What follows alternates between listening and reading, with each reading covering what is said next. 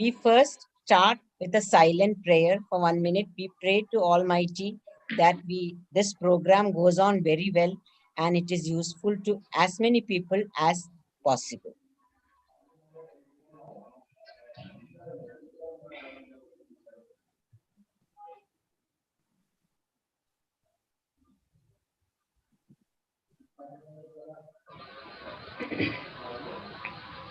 Yes, madam.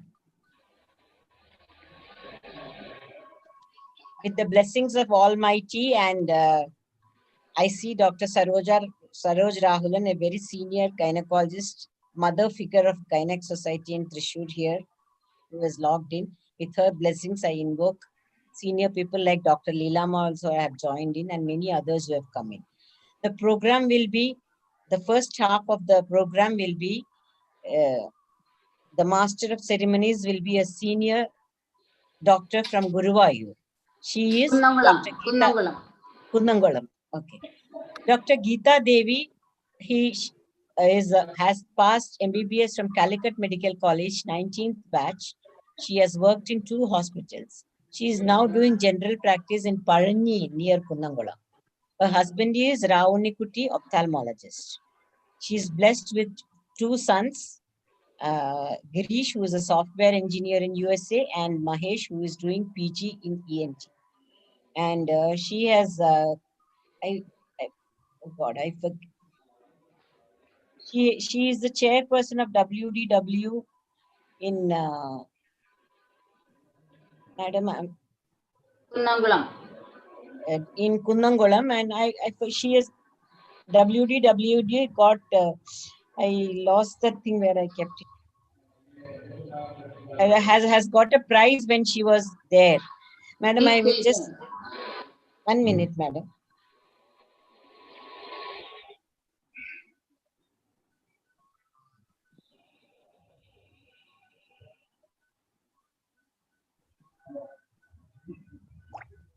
Yeah. She has been the chairperson, secretary, and treasurer of WDW Kunnamkulam branch and got 3 state awards for WDW. She's also working as the Thrissur district representative of SSS3 since last 4 years, so that anybody who's losing their lives, the families will be looked after and nobody ever bothers about it. So somebody has to work for all these things, and she is doing that great job. So we have this energetic madam to convene the meeting in the first leg. Madam, over to you, Dr. Geeta Devi. Okay. Respected IMA officials, officials of MPH and WDW officials, and all the participants of today's program, good evening to all. I thank Dr. Shobhana for giving me the opportunity to introduce the speaker of today's program. And now we are going to start the scientific session. The first topic is concerning today's most common problem in adolescent girls, that is PCOD. We have to find a solution to overcome this problem. Dr. Devika will explain to you lifestyle modifications in PCOS. Dr. Devika is the consultant gynecologist of Royal Hospital, Kunnangulam. She passed MBBS from Calicut Medical College and DGO from Sri Ramachandra Medical College, Chennai. She is married to Dr. Rajendra Prasad, who is the Associate Professor of Forensic Medicine in Thrissur Medical College. Her only son, 10-year-old Achyut, is studying in 4th standard. Now I invite Devika for her presentation. Her recorded talk will be projected here. For a minute, I will be showing the recorded talk because she is a very busy practitioner in Kunnangolam and she has to conduct many deliveries in Corona times. So she was gracious enough to share her video just in case she was not available. So I'm sharing the screen now.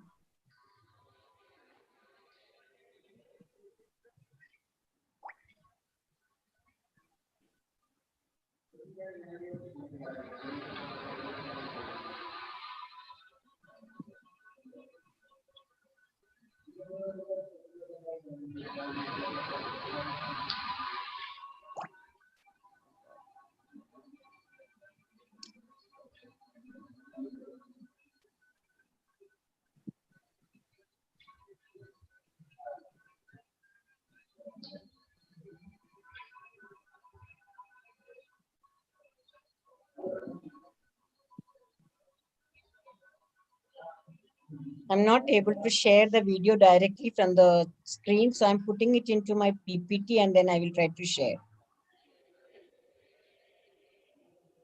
Or Devika, can you speak ad hoc straight away?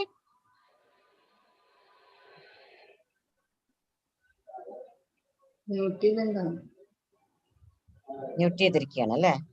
കാണാനില്ല അതില്. Okay, okay.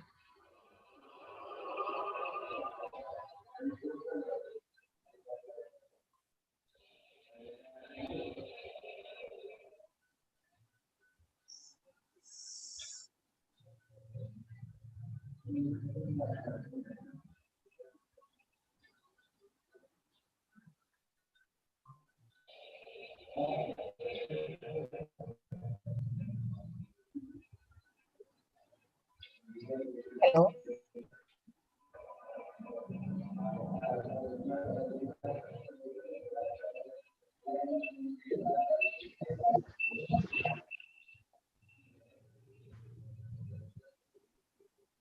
Can you hear this, Dr. Geeta?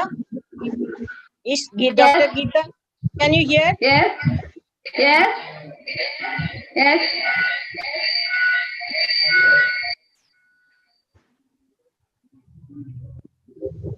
Can you speak? Cannot hear. Not audible. Not audible. Yes. Now, can you hear? No, not audible. I'm in a webinar. Sir. I'm in a webinar.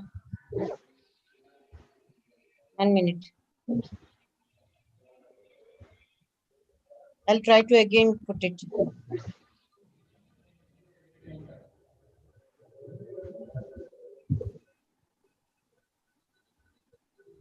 Lifestyle modification can you in hear? polycystic ovarian. Yes.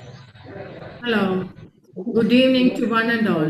I'm Dr. Devika, obstetrician and Can you hear? gynecologist at the Royal Hospital. I've been given a topic of great importance in the modern day life, lifestyle modification in polycystic ovarian syndrome, a topic discussed in almost all conferences worldwide. I know all of you would have gone through a frequent questions by about a majority of the patients who come to the OPD on regular basis. What should I do? I have an irregular cycle. I'm married for a couple of years and I'm not conceived.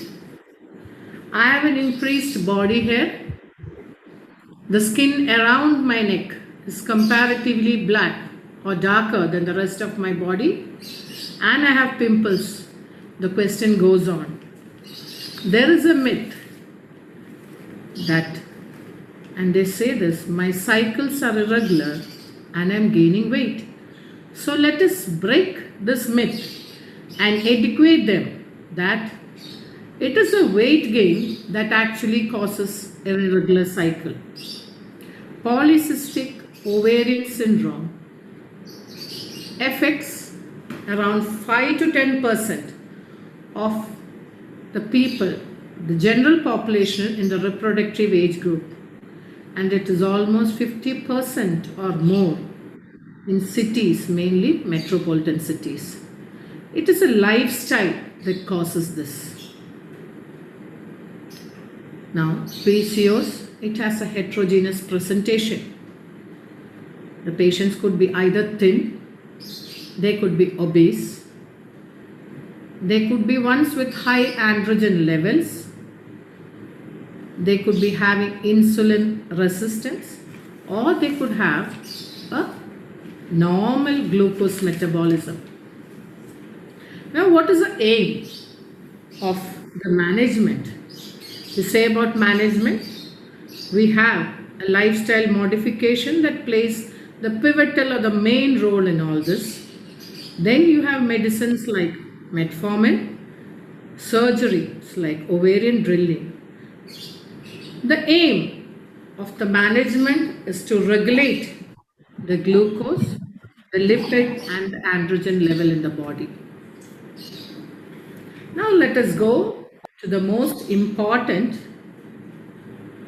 easiest pocket-friendly and May method. The one which makes a huge difference in the way weight can be controlled, which in turn leads to the regularization of the cycle and which causes spontaneous conception. A weight reduction of 2 to 5% of the body weight has caused significant changes as compared with just taking medication alone.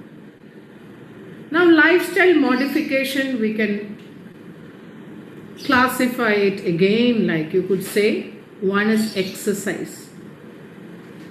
A moderate exercise, about 100 to 120 minutes on a regular basis, 5 days a week is sufficient. Exercise like brisk walking, swimming, jogging or running, and even you can have body building exercise like to a smaller extent. Next, de-stress yourself. Stress in the form of psychological and physical could lead to obesity because of overeating. So de-stress yourself. All of us are worked out. So de-stress, either you can go for swimming, you can do meditation, you can do yoga. If you're interested, go about, start dancing or singing, whatever you enjoy. De-stressing plays a very, very important role in our life. Now let's talk about diet. A healthy diet comprising of carbohydrates, lipid, proteins, minerals and vitamins in the correct proportion, we call a balanced diet, is essential. Food with low glycemic index is needed. Consume less of white sugar and carbohydrates. Eat plenty of green and leafy vegetables. Fruits should be in your diet and not juice, because when you make juice you add in a lot of sugar and the roughage is lost. The roughage in the juice is not there, but when you eat a fruit the roughage is more, that the glycemic index is less. Eat nuts, drink plenty of water. It helps in your digestion and also cleanses yourself. Now, things to avoid. Avoid a keto diet. Avoid canned foods as it contains preservatives, excess of sweet and sugar, carbonated drinks, juices, broiler chickens, bakery item, junk food and fast food. You know, nowadays the youngsters, they don't have time for shopping or for cooking and they prefer fast food. This leads to a lot of lifestyle diseases. So let me conclude by giving a small message that I usually give to my patients. I tell them, have a light early meal, sleep early, get up early in the morning, drink a glass of lukewarm water. You can add the juice of half a lime and a teaspoon of natural honey. Go for a brisk walk. You can go swimming. You can go jogging. You can run around your house if you don't have a place to go. Or you can run or exercise, do my moderate exercise on your terrace. Drink water in between if you need it because you sweat a lot. Do some gardening. There's a lot of advantage. You get fresh air, you take in a lot of oxygen. Next, early morning gardening or evening, you get a lot of vitamin D, which is a golden vitamin which you get it naturally. Its deficiency has been implicated in PCOS. As you do this, you You are burning, you are sweating and you're burning down a lot of calories. Unknowingly, you're doing it. After which, you take a refreshing bath, have a good breakfast, and start a day. Thank you. Well, that was Dr. Devika. Dr. Devika, are you around? Dr. Devika? She is not there. Hello. Hello. Thank you. Thank you, Dr. Devika. That was a nice presentation, Devika. Congrats. Any questions from the audience? If anybody wants to unmute themselves to discuss on this topic? I think because of the corona or not because of the corona, basically where PCOS comes in the age group where they are going for entrance class. They are dancing, they are doing everything in the school. But then suddenly this entrance class or something comes in the 12th standard and a body which is dancing around suddenly becomes, quiet and eating. And also the stress of achieving. That is also a problem which is causing PCOD. It's not just eating alone, but the stress of trying to achieve something and not able to do it with your body. That causes a lot of inflammatory markers in PCOD. And it really, it's one of the factors why PCOD occurs. And like Dr. Devika said, we should be trying to de-stress ourselves and try to, I know that we need to achieve so that the world moves forward. But Dr. Jyoti, what do you say about that? Dr. Jyoti? Dr. Jyoti? Am I audible? Yeah. Yes. What do you think about this overachieving causing PCOD? Yeah, stress is really a very important factor in most of the chronic diseases, including PCOS. Because stress releases these stress hormones like cortisol and adrenaline, which causes inflammation. And so stress is a very important thing, but there are so many other factors also. There are so many other factors. Diet is a very important thing. Exercise, lack of exercise, and maybe I think so many environmental pollutants and the cosmetics, all those things are also causing a havoc in our body. Right? Yeah. We need to give them classes to reduce stress also, no? Pardon me? We need to give them classes to reduce the stress levels, right? Yeah, that is very important actually. Meditation, yoga, all should be a part of the curriculum. They should understand the importance. It should be a family affair actually. Children can't be expected to do things or their parents don't do. So it should be a family affair. Okay, over to Dr. Geeta. Now we will have a little mental relaxation. It is a recorded program. We are going to see a duet dance performed by Josna Joshi and Helena Joshi, who are the daughters of Dr. Joshi Thomas and Bensi Joshi. Dr. Joshi Thomas is the physician of Unity Hospital, Kunnamkulam.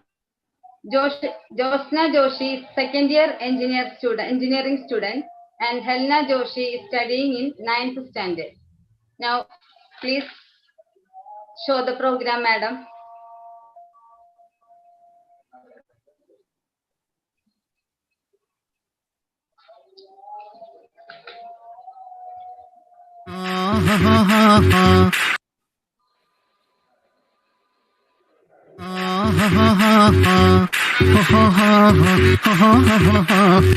On the floor, baby, hit it hard, baby, rock the party, baby, patu lengi podi. On the floor, baby, hit it hard, baby, rock the party, baby, patu lengi podi. Kudukku putiya kuppayam, mudukku mandana kalatte, midukki pinni ennude nenjin nadukirunnavalane nee.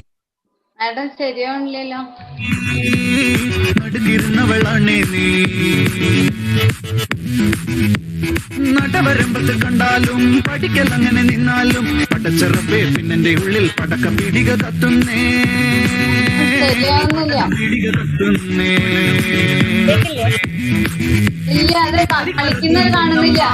ഒളിപ്പിച്ച പോലെ ഞാൻ വെച്ചത് പുതുക്കം കണ്ടവൻ മുങ്ങിയൊന്നുമില്ല. പറിച്ചെടുത്തത് കണ്ടില്ലേ. എന്താ കേട്ടില്ലേ? അല്ല, അത് move ചെയ്യുന്നില്ല, വെറുതെ സ്റ്റാച്ചു മാതിരി നിൽക്കുക.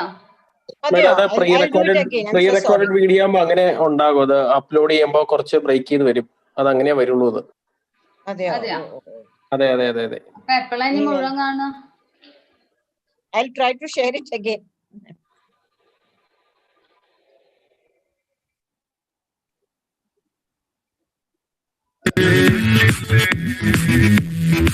On the floor, baby, hit it hard, baby, rock the body, baby, patulingi podi.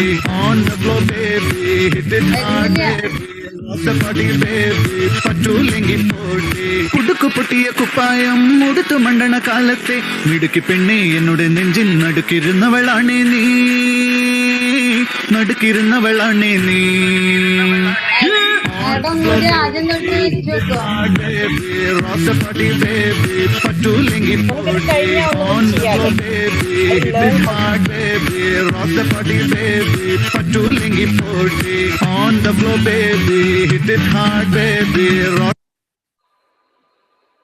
I'm sorry that it did not work out as well as I thought it would. നമുക്കിത് എല്ലാ പരിപാടി കഴിഞ്ഞാൽ inaugural ഫംഗ്ഷന് മുമ്പ് ഒന്നും കൂടി വേണമെങ്കിൽ പ്ലേ ചെയ്യാം. Okay? I'll just ring up Pavan and find out how best I can do it. Now we'll go on with the program. Jyoti, do you have a presentation to share? Jyoti? Yes, madam. I have a presentation. Okay. You will do that. You will share your screen while Dr. Geeta introduces you. Is it visible? Yes. Dr. Geeta will introduce you. Now we are going to start the second topic, staying healthy with real life beyond the calorie house. This will be explained by Dr. Jyoti Mary Jose, who is the consultant gynecologist of Metropolitan Hospital, Thrissur. She passed MBBS and EGO from Calicut Medical College and DNB from Jubilee Mission Medical College. She is married to Dr. Sanois, pulmonologist of Metropolitan Hospital. They are blessed with 2 children, elder daughter Aishwarya studying MS Spanish and younger boy Kevin, first year engineering student in Thrissur Medical Engineering College. I am inviting Dr. Jyoti for the talk. Thank you for the introduction, madam. So my topic today is staying healthy with real food. Dr. Devika has already briefed about what the food choices are for a PCOS patient, and really it's not for the PCOS patient, it's for all of us. We should all eat real food. And what is real food? And what is that we have been raised to think that what matters, that food is like something like a carrier for calories and energy which we need, and a carrier for the vitamins and minerals which make you healthy and prevent diseases. But now science is showing that food is much more than that. Food is actually information. And this information will change, it has the potency to change your genes. It has the potency to switch on healthy genes or switch on bad genes. Cancer cells can be switched on. Cancer genes can be switched on by your diet and by your exercise and by your environment. And so it is very important that you pay attention to what you're putting in your mouth every day.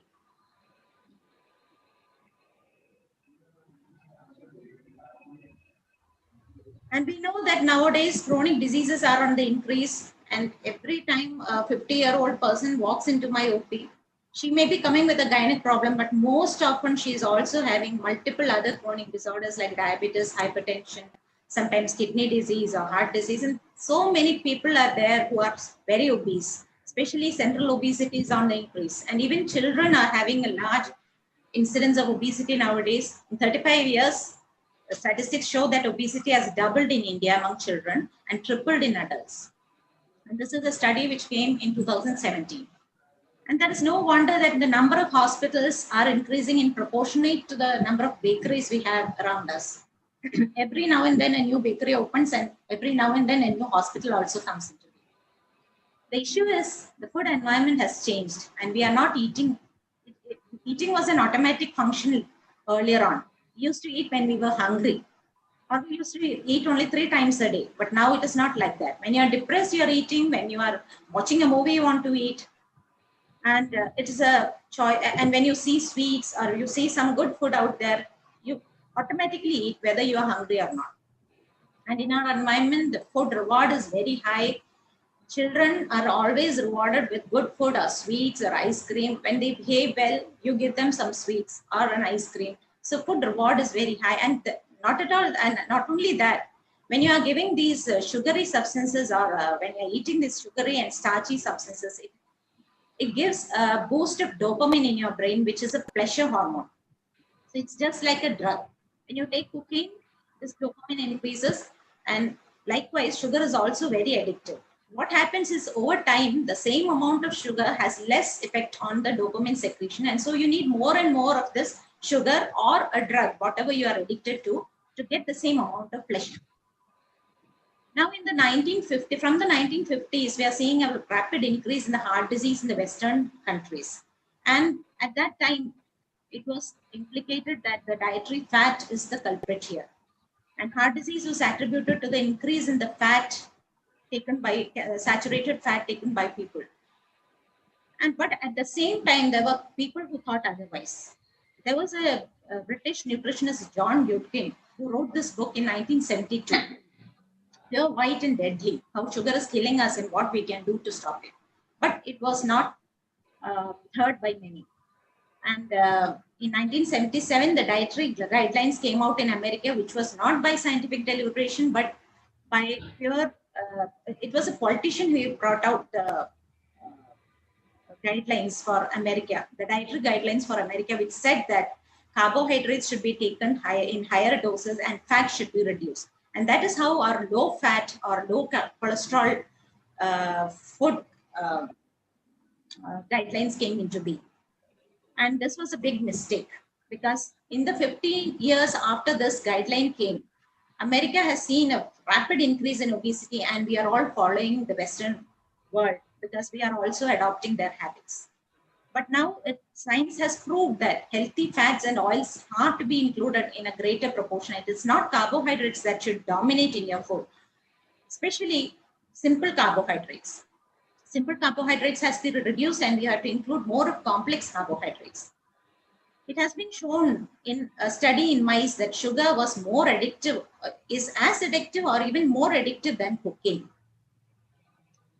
So we all know that insulin is the hormone which helps to decrease the sugar levels in the blood. And insulin works by like a key. It opens the door for the glucose to enter into the cell. But when we are putting in more and more glucose, when the glucose levels are staying high throughout, what happens is more and more insulin is produced, and this high insulin levels leads to a resistance. We know that when you use a lot of antibiotics right and left, what happens? There is antibiotic resistance. The same way, anything which is in excess, the body has a fundamental property of homeostasis, and it acts in the opposite way to bring it low. For example, when you are cold, you shiver and try to generate more heat. When you're warm, you sweat and try to dissipate the heat. The same way, body gets resistant to insulin when the insulin levels remain high for a longer period of time. Now, we have been taught very little of nutrition even in our medical school. And the medical curriculum has very little of nutrition. What we were taught was only the macronutrients, the micronutrients, the deficiency symptoms of various vitamins and minerals. And it was a Newtonian model of, it was a mechanistic view of food. So, but the macronutrients in food, we know it is carbohydrate, protein, and fat. And all these three are very important in the diet, but the response of the body producing insulin, depending on the content of the food, is different. When you eat more of simple sugars, as carbohydrates, you have a higher insulin response, especially when it is refined carbohydrates or sugary substances or simple carbohydrates. When simple carbohydrates are taken in, you have a lot of insulin coming out and there is an insulin spike. Proteins also cause insulin spike, but lesser than carbohydrates. But fat, though it is rich in calories, it causes very little insulin to flow from the pancreas. So, and moreover, when you decrease the fat in your diet, what happens is you automatically have to increase the carbohydrate to get the calories. And what happens then is carbohydrates are ingested. Carbohydrates, when ingested, they are digested rapidly, and taken rapidly into the blood, there is an insulin spike. In response to the insulin spike, the blood levels of glucose come down, and then you are hungry again. But when you take in fat, the insulin spike is less, the sugars are released slowly, and so you remain satiated for a longer period of time. We have all have the experience after a biryani, we don't feel like eating for a long time. Whereas after a pizza, you get hungry after 1 or 2 hours. So this sugar addiction leads to a vicious cycle. The insulin levels spike, dopamine is released in the brain, leading to addictive properties of the sugar. The mass insulin secreted decreases the blood sugar levels rapidly, so that again, the insulin levels remain high for a longer period of time. Even after the blood sugar falls rapidly, the insulin takes some time to come back to normal. And so you feel immediately, you feel that hunger. And moreover, the high insulin levels leads to insulin resistance later on, which causes the body to think that the fuel is in plenty and we should store it as fat. That is the message the body gets. So whenever there is a high insulin level, there is always this tendency to store the excess glucose as fat, leading to again hunger and cravings, and thus the cycles are repeated.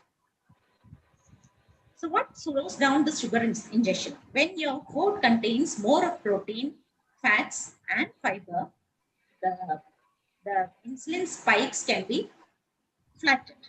That is, the rate at which the glucose enters the blood and the rate at which the blood... Please come nearer the microphone. Your voice is little less. Yeah. Okay. Can you hear now? Yeah.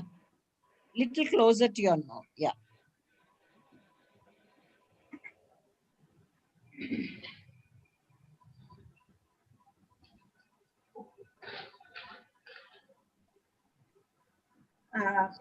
Is it okay now, ma'am?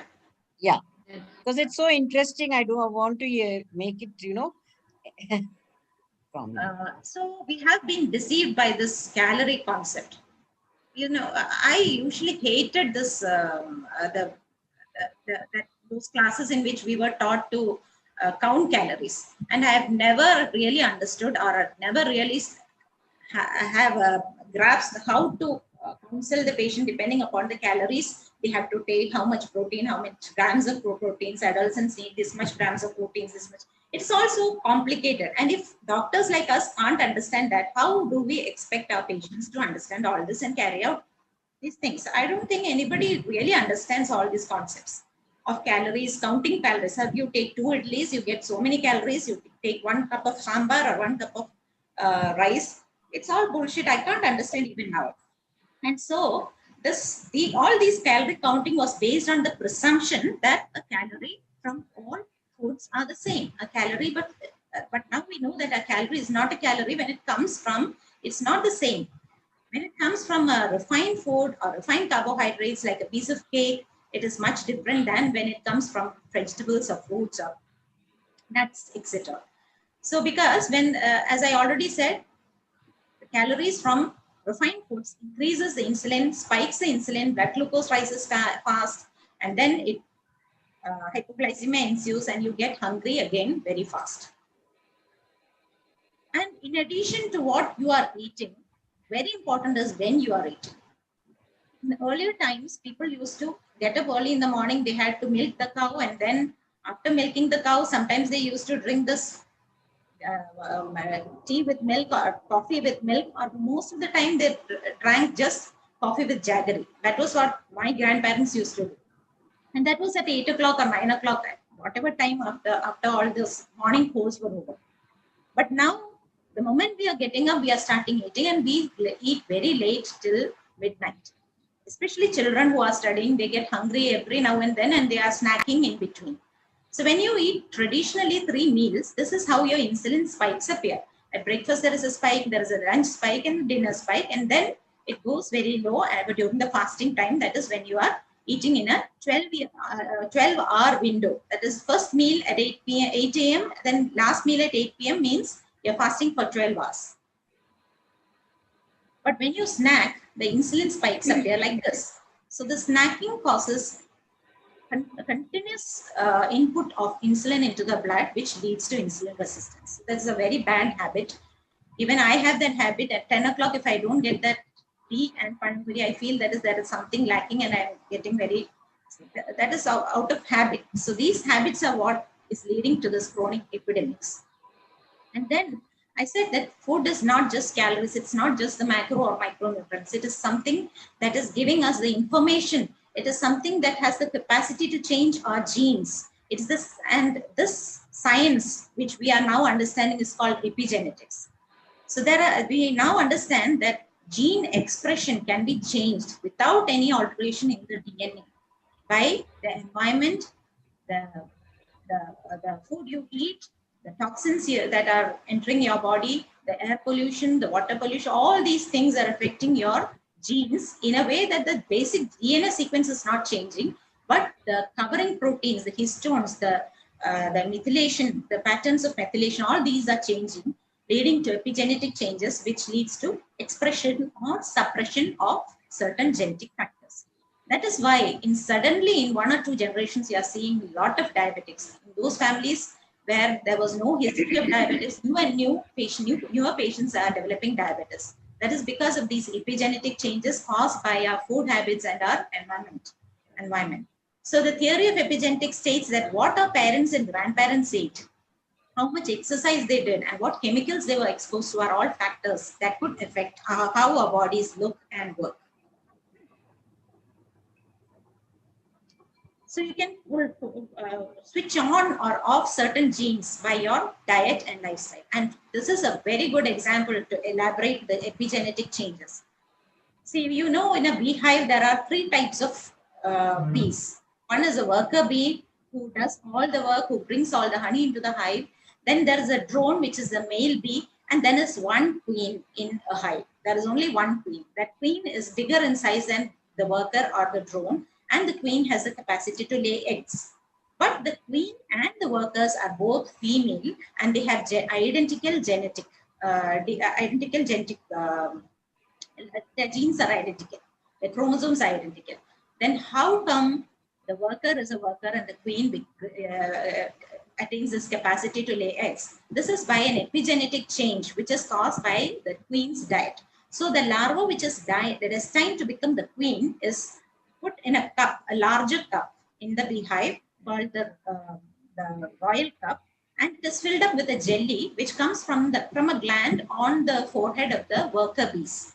These worker bees come and put that jelly which comes from their forehead into this cup, and it is this royal jelly which is the diet for the queen larva.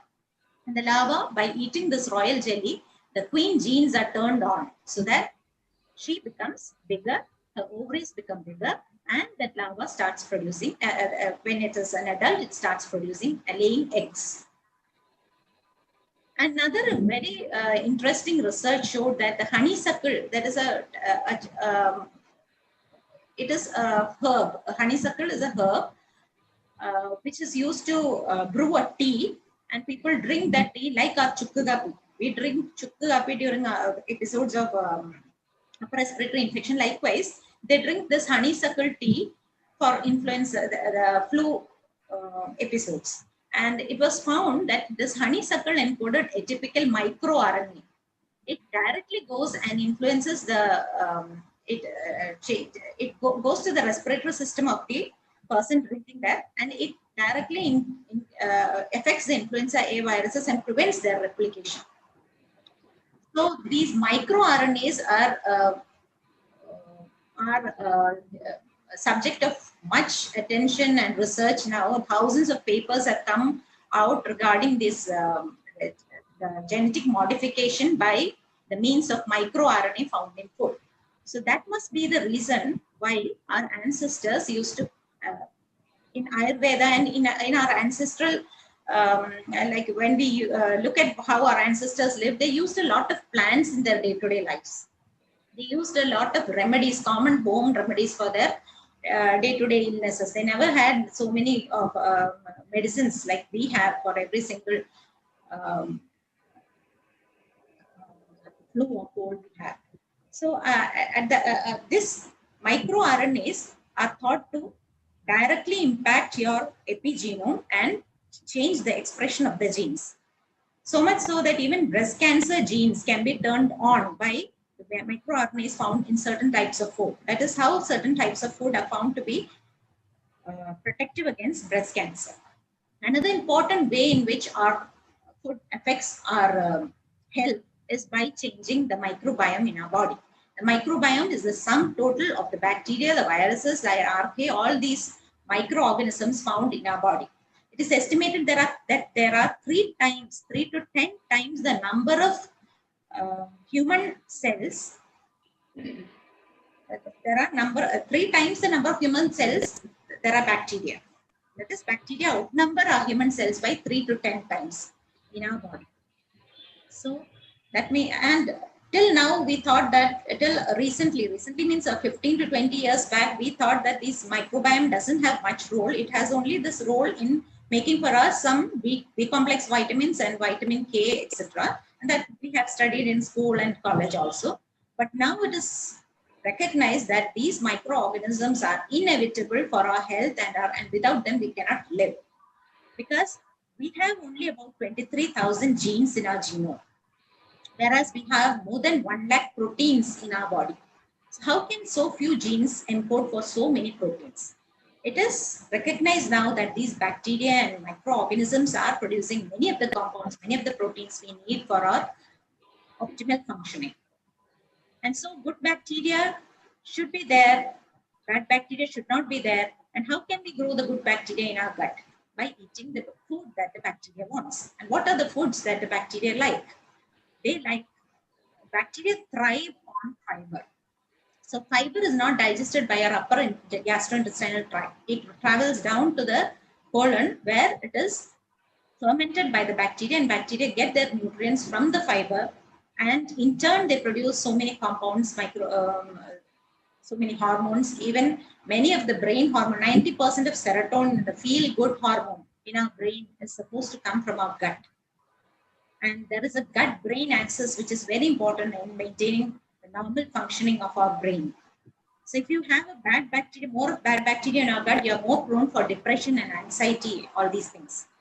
So probably our youngsters are suffering from so much of depression, anxiety, and such things maybe because of the change in the bacteria in their gut. Because when you eat more of fast food, what happens is these good bacteria decrease in number because they don't have the essential fiber for thriving. The fast foods fast foods contain refined carbohydrates which get absorbed very rapidly from the upper GIT. And so when it gets to the lower GIT, there are not enough food for the bacteria left. So that is why fiber is very important in your diet. And so also probiotics and prebiotics. Prebiotics are substances in the food which help the bacteria to grow. And these are found in many of our commonly used, like onions are good prebiotics. You have fermented foods are good pro and prebiotic. But because fermented foods have a lot of good bacteria in it. That is why paranganyi is thought to be very good food nowadays. And paranganyi was a very common food. Early morning paranganyi was routinely taken in our by our ancestors. Nowadays we think that is not very fashionable. But now it has been proved that paranganyi is very good because it contains a brew of good bacteria, which will help your gut. And each of us has a unique fingerprint of microbial diversity. No one person, there is not a single person who has the same type of bacteria as you have, because there are thousands of different types of species of bacteria which live in your gut. And you may have some species, the other person may have some other species. So it is just like a fingerprint. And this unique microbiome starts as soon as you're born and is influenced by your diet, your experiences, and also your mother's diet and her experiences when she was pregnant and even before that. All these are factors which determine your microbiome. And all these diseases have evidence for a role in gut microbiota. When the microbiota are changed, you are more prone to develop asthma, eczema, and that is one reason what they are saying that cesarean babies born, that is babies born by cesarean section without a trial of labor. If they have had a trial of labor, if they have been exposed to the vaginal secretions of the mother during labor, it is okay. But if you are doing a cesarean section directly, then those children are more prone for asthma and eczema. There are many studies showing this association. And then inflammatory bowel disease, colon cancer, heart disease, depression, non-alcoholic fatty liver disease. And when I speak of fatty liver disease, I forgot one thing. Sugar has a unique property. It is much more damaging than the carbohydrates found in grains like rice. Because in rice, the carbohydrate is made up of only glucose, long chains of glucose. Starches are made up of long chains of glucose. But sugar has sucrose, which contains one sucrose molecule, consists of one molecule of fructose and one molecule of glucose. And this fructose has the property that it is metabolized only by the liver. Fructose is not metabolized by the other cells. So when you take a lot of sugar, fructose is also the sugar, we know it is the sugar found in fruits.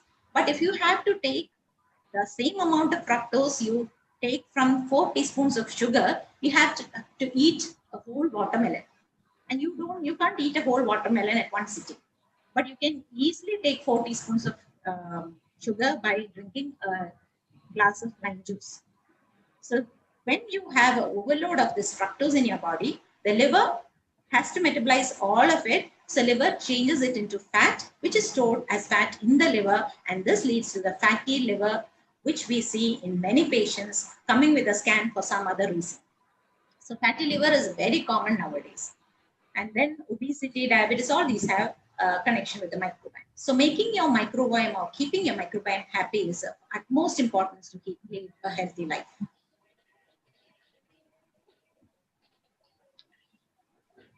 So this, we already talked about microRNAs. There are so many studies showing this, the role of microRNAs associated with many diseases, with breast cancer. So what should you eat? You can remember the mnemonic G-BOPS. G, green vegetables, raw or steamed. You should not overcook these green vegetables. And this also includes the cruciferous vegetables like cauliflower, cabbage, kale. Cauliflower and cabbage and broccoli are the things which are common in our area. And so these things can be taken steamed. You should not overcook it because you will lose many of the nutrients on overcooking these things. And beans should always be cooked or sprouted because beans contain anti-nutrient called lectin, which if we eat raw beans, this lectin can cause problems. So especially the red kidney beans, the big beans, they have to be cooked before eating, so that this cooking will destroy most of the lectin. And also soybeans. Soybeans, we all think it's a very healthy thing to eat, but when you eat soybeans whole, it has a lot of difference than when you take a part of it like tofu or soy milk. So eating soybeans whole after cooking or sprouting is better than taking tofu or soy milk. And onions are good prebiotics and also has the effect of decreasing the glycemic effect of other foods. So if you take a cake, but you have taken a salad with plenty of onions or you have taken some food with onions in it, then the insulin spike and the blood sugar rise seen with the cake will be less. That is what they say. So even this effect lasts for even more than 1 day. So the next day's diet also change when you take a lot of onions. This decreasing of the glycemic effect is seen for a longer period of time. So that means if you include all these good food in your diet, maybe you will be pardonable even if you eat a small quantity of sugary foods. And mushrooms are powerful natural aromatase inhibitors. And you know, we give aromatase inhibitors for breast cancer. So mushrooms are known to prevent or decrease the initiation and the growth of cancer cells. And it also inhibits angiogenesis, another anti-cancer effect. Again, berries. So when we talk of berries, what comes into our mind is cranberry, blueberry, all those fancy things we don't have here. But berries which we have here, the Indian gooseberry, our nellika, and our nyavilpadam, that's a blackberry, our mulberry. These are things we get in plenty here. So these things should be included. Berries are very important. They have a lot of flavonoids, phytochemicals. These phytochemicals are very, very important compounds which which can talk with your genome, which can talk with your cells by the means of these phytochemicals and microRNAs. All these things are talking with your genome constantly. So taking a lot of berries, seeds and nuts, all these have. Seeds and nuts provide a lot of omega-3 and omega-6 fatty acids. Omega-3 fatty acids should be balanced with omega-6 because omega-6 are inflammatory, higher inflammatory. And if you have an imbalance of omega-3 and omega-6 you find in plenty in our normal food. But omega-3, to have omega-3, you should eat healthy food like fish, salmon, all these nuts and seeds, all these flax seeds, all these have omega-3. So you should have a balance of omega-3 and omega-6 in your diet. So healthy food habits, not only what to eat, when to eat. That is very important because when you are eating all the time, when you are having a lesser of a fasting window, that is where intermittent fasting is helpful. And more than intermittent fasting, you can call it time restricted eating. Confine your meals to maximum 12 hours. The ideal is 8 hours in a day. 8 hours means you take the first meal at 8 o'clock, then the last meal should be at 5 o'clock. That is 8 hours. But if you are having, it's okay, 12 hours is also okay, but not more than 12 hours. You should not eat more than 12 hours a day. We should all think back. I didn't know this. About 2 years back, I didn't know this. I hadn't heard about this time restricted feeding or intermittent fasting. That time when I had, I used to eat a lot of, like late night when I had a call and came back, I felt hungry. I used to eat a banana or something. It was that. And I always thought it was healthy because I was not eating any sugary foods or any fast food. I was eating a banana or an orange or some nuts. And I felt hungry, I used to eat. But now I know that this is very damaging. And from my own experience, I have healthy parents because I don't have any genetic predisposition to diabetes or hypertension, anything like that. Both my parents don't have these things. They are lean, they are very active. One is 82 and my mother is 76.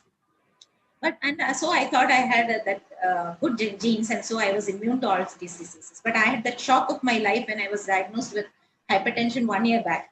And I was always on the hypotensive side and the hypoglycemic side. My blood sugar levels were also very low till then.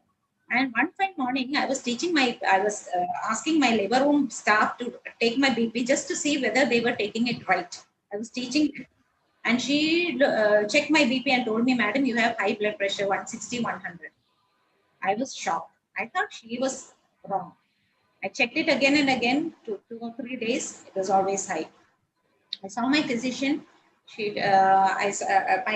My husband, he told me to start on antihypertensives. But then I was devastated because I thought I was immune to all this. And then that is when I started reading about all these things. I wanted to know what had gone wrong. I was a moderately active person. I do my exercises regularly, and still I had both hypertension and diabetes. My fasting blood sugar was 100 at the time. So I was a pre-diabetic. I was not a full-fledged diabetic, but a pre-diabetic. So that is when I started researching, and now I have gone into this way of time-restricted eating, and my blood sugar levels and my hypertension came down very rapidly. In a period of 3 months, it was normal. I didn't take any medicines. And now, again, after 1 year, 1.5 years, I again got lax. My blood sugar levels were low and everything was okay. So I started again eating a little bit of sweets. And we are gynecologists, so we get a lot of sweets. And when I see Sri Krishna sweets and all, I can't just hold it back. That is what sugar is, addictive. So I started eating again, and now again my blood pressure has gone up. So I have to start again.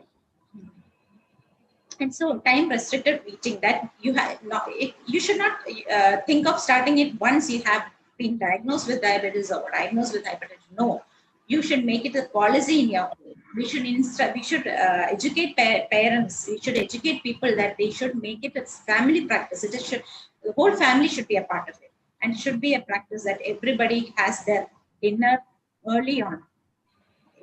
The best thing is to have your dinner at 7 o'clock. That is if you are sleeping at 11 o'clock. Nowadays, people sleep very late. And if you are sleeping at 11 o'clock, it's said that you should finish your dinner 4 hours before your last meal. Why? Because only after you finish your digestion, your repair work, the autophagy sets in. Autophagy is removal of the bad cells or the removal of the damaged cells. Some cancerous cells may have grown. These cancer cells have to be removed from the body. So that, and all this happens when you are sleeping and when all the other systems are taking rest. So your digestive system should be taking rest in order for the autophagy to set in. And if you are eating late dinner, what happens when you sleep, that the food takes a longer time to get digested. So in the waking period, if it takes 4 hours, then in the sleeping period, it takes more than 6 hours to get digested. So at that time, by the time the autophagy sets in, you are again awake in the morning. And so the repair will not occur at all. And that is when you have to hurry up a little bit. You're already half an hour into am I exceeding the time? Yeah, it's almost half an hour is already over. So 1/4 of what you eat keeps you alive, and 3/4 of what you eat keeps your doctor alive. So it's time to return back to the way we used to eat before the food industry ruined our food. Thank you. Thank you, Dr. Jyoti. Thank you, Dr. Jyoti. That was really an informative talk. Any doubts from the audience? There's already somebody asking whether onion should be eaten raw or cooked. Jyoti, please put off your screen. Yeah.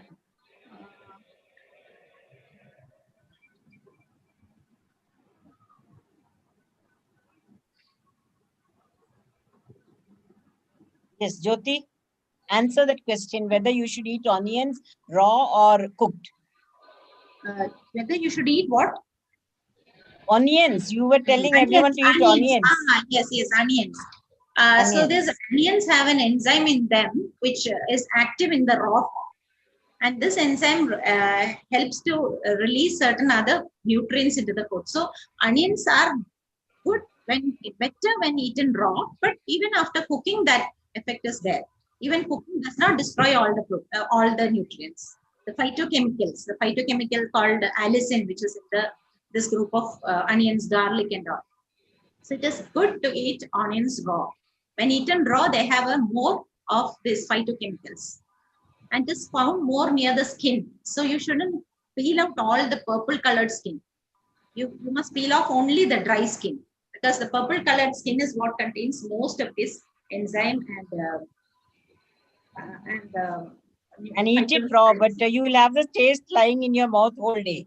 So that is only but some people like it very much. I like it. Actually. Okay, good. How to prevent breast cancer with food? You made that bomb-like statement that you take food and you won't get breast cancer. I was very happy. Now all of us sitting here, 44 of us, at least we can prevent I am breast cancer. planning to research more into it. There is a wonderful book by a doctor who is a breast cancer surgeon actually. And that book is called the Breast Owner's Manual. And I heard 1 or 2 of her talks, and one food that is supposed to be preventive, that is supposed to prevent breast cancer is soy. And that soy should be eaten. The way you take it is very important, because we think that the tofu we buy from the store is as good as the soy, but it's not. Actually, the Japanese have a very low incidence of cancer, probably because of the high intake of soy, but they take it fermented. The miso, the tempeh, and all these preparations they ferment it for a long time. Okay. And fermentation. Now our WDW, so soy and fermented food. That is what you are saying. Yeah, so you won't get. So it's not just phytoestrogens to prevent menopausal symptoms. It is also to prevent cancer. You should eat fermented soy, right? Yeah. But I don't know whether the now our energetic Abhaya, who is the secretary of WDW, she is not. Abhaya, can you please ask the question yourself? Abhaya? She has asked a question. Yeah. Low carbohydrate, high fat diet പറ്റി കൂടെ എന്തെങ്കിലും ഒന്ന് പറഞ്ഞാൽ. High fat diet. Okay. The high fat.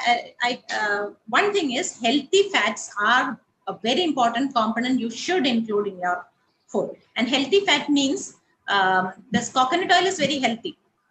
We were told that coconut oil is bad because it has saturated fats, but coconut oil, olive oil are found said to be the most healthy. Fried foods Dry fruits. Fry. Dry fruits. fruit. Fried foods. Fried. food. Fried fruits food problem madam. The deep frying is not good. Any food you deep fry ages AGE. That is anti.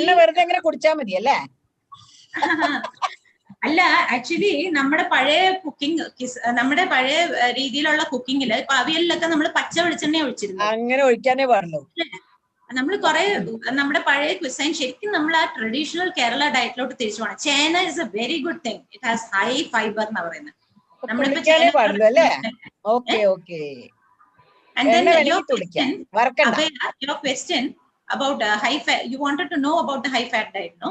Actually it is a very there is a very interesting book which you may like to read, and the book is called The Big Fat Lie. The Big Fat Lie. You should read that book. Everything about fat, how it was a lie, a big lie, which was propagated by the American Diabetic Association, the American Heart Association, and the dietary guidelines of the American. See, we have all studied the food pyramid. And the food pyramid, the lowermost, this thing is the maximum amount you have to take is carbohydrates. And the least is fat comes at the top top of the pyramid. Okay. It's not right, actually. And vegetable oils should be completely avoided. Vegetable oils like sunflower, safflower, which were promoted by companies to be very heart healthy, is actually very detrimental to your health, because they contain a lot of, because these vegetables, the oils from the seeds require a long process of chemical process to extract the oils, and this is very this causes the production of certain carcinogens in the oil. So it is not at all good to consume these vegetable oils. Okay. With that, I think we'll call it's a great. I think we could talk on and on for 1 hour, but then we have to have the inaugural function, and we are already probably 15 minutes late. So we'll get on to the next session, which I'll finish as fast as possible. Now we are moving to the next topic: good touch, bad touch. How to reduce child abuse. This topic will be discussed by our senior gynecologist, Dr. Shobhana Mohandas. Dr. Shobhana is the Chief Consultant Gynecologist and Laparoscopic Surgeon of Sun Medical Center, Thrissur. She holds MD, DGO, FICOG, Dip Endoscopy degrees. She has studied in Grand Medical College, Mumbai. She held prestigious positions in various organizations like Vice President in Indian Menopause Society, Secretary General in Website Committee Chair, Quiz Chair IMS, Member of FOGSI, Endocrinology Committee, and South Zone Coordinator of Hysteroscopy Workshops, Vice President IMA Thrissur, Journal Editor Talks. She is the author of 2 textbooks in gynecology and invited speaker at more than 200 venues. At present, she is the chairperson of WDW Thrissur. I am inviting Dr. Shobhana for her wonderful presentation. After that very informative presentation from Jyoti, I'm just going to have a, out of the topic, like presentation which may not be useful in your day-to-day life, but it is something which all of us should think, how to reduce child abuse and this news that comes from the TV every day. We have a lot of famous women who are shining in all walks of life, as you can see, but still we have the other end where the rape is spreading like an epidemic, seemingly. I know that when I was a student also in 85, 84 also, we used to see rapes in 2-year-olds and 4-year-olds. So it's not that the rape has increased, but the awareness of rape has increased. But whether it is increased or not, we have to stop it. 1 in every 7 boys are also being sexually abused, and 2 in every 8 girls are also being abused. And this is the appalling reality. If you think Kerala is away, no. Kerala ranks 3rd in this issue. We are so educated. And still 1 in 5 children are sexually abused. 56% of children in Kerala are abused. And it's always that the girl and the boy will have consensual sex, but the boys are always accused of the rape. So that is also something bad, that we always blame the boys. Basically, why is it happening? Basically, at the peak of adolescence, this is patient pink health, and we are talking of adolescence. They have a lot of hormones and they are attracted to each other. It's not like a small kiss in the early childhood or boy hating age. But when they grow up, they start rebelling against their parents. And look at this movie, you will realize that they want to rebel against their parents.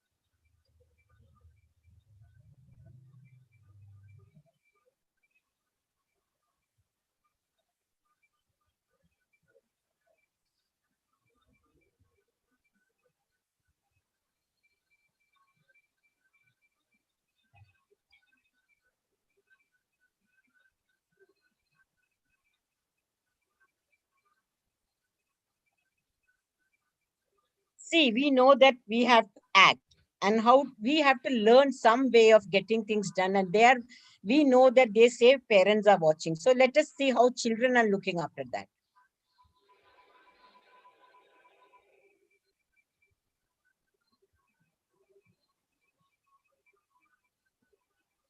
So the child has learned a strategy to get it done. So we as parents also have to get a strategy.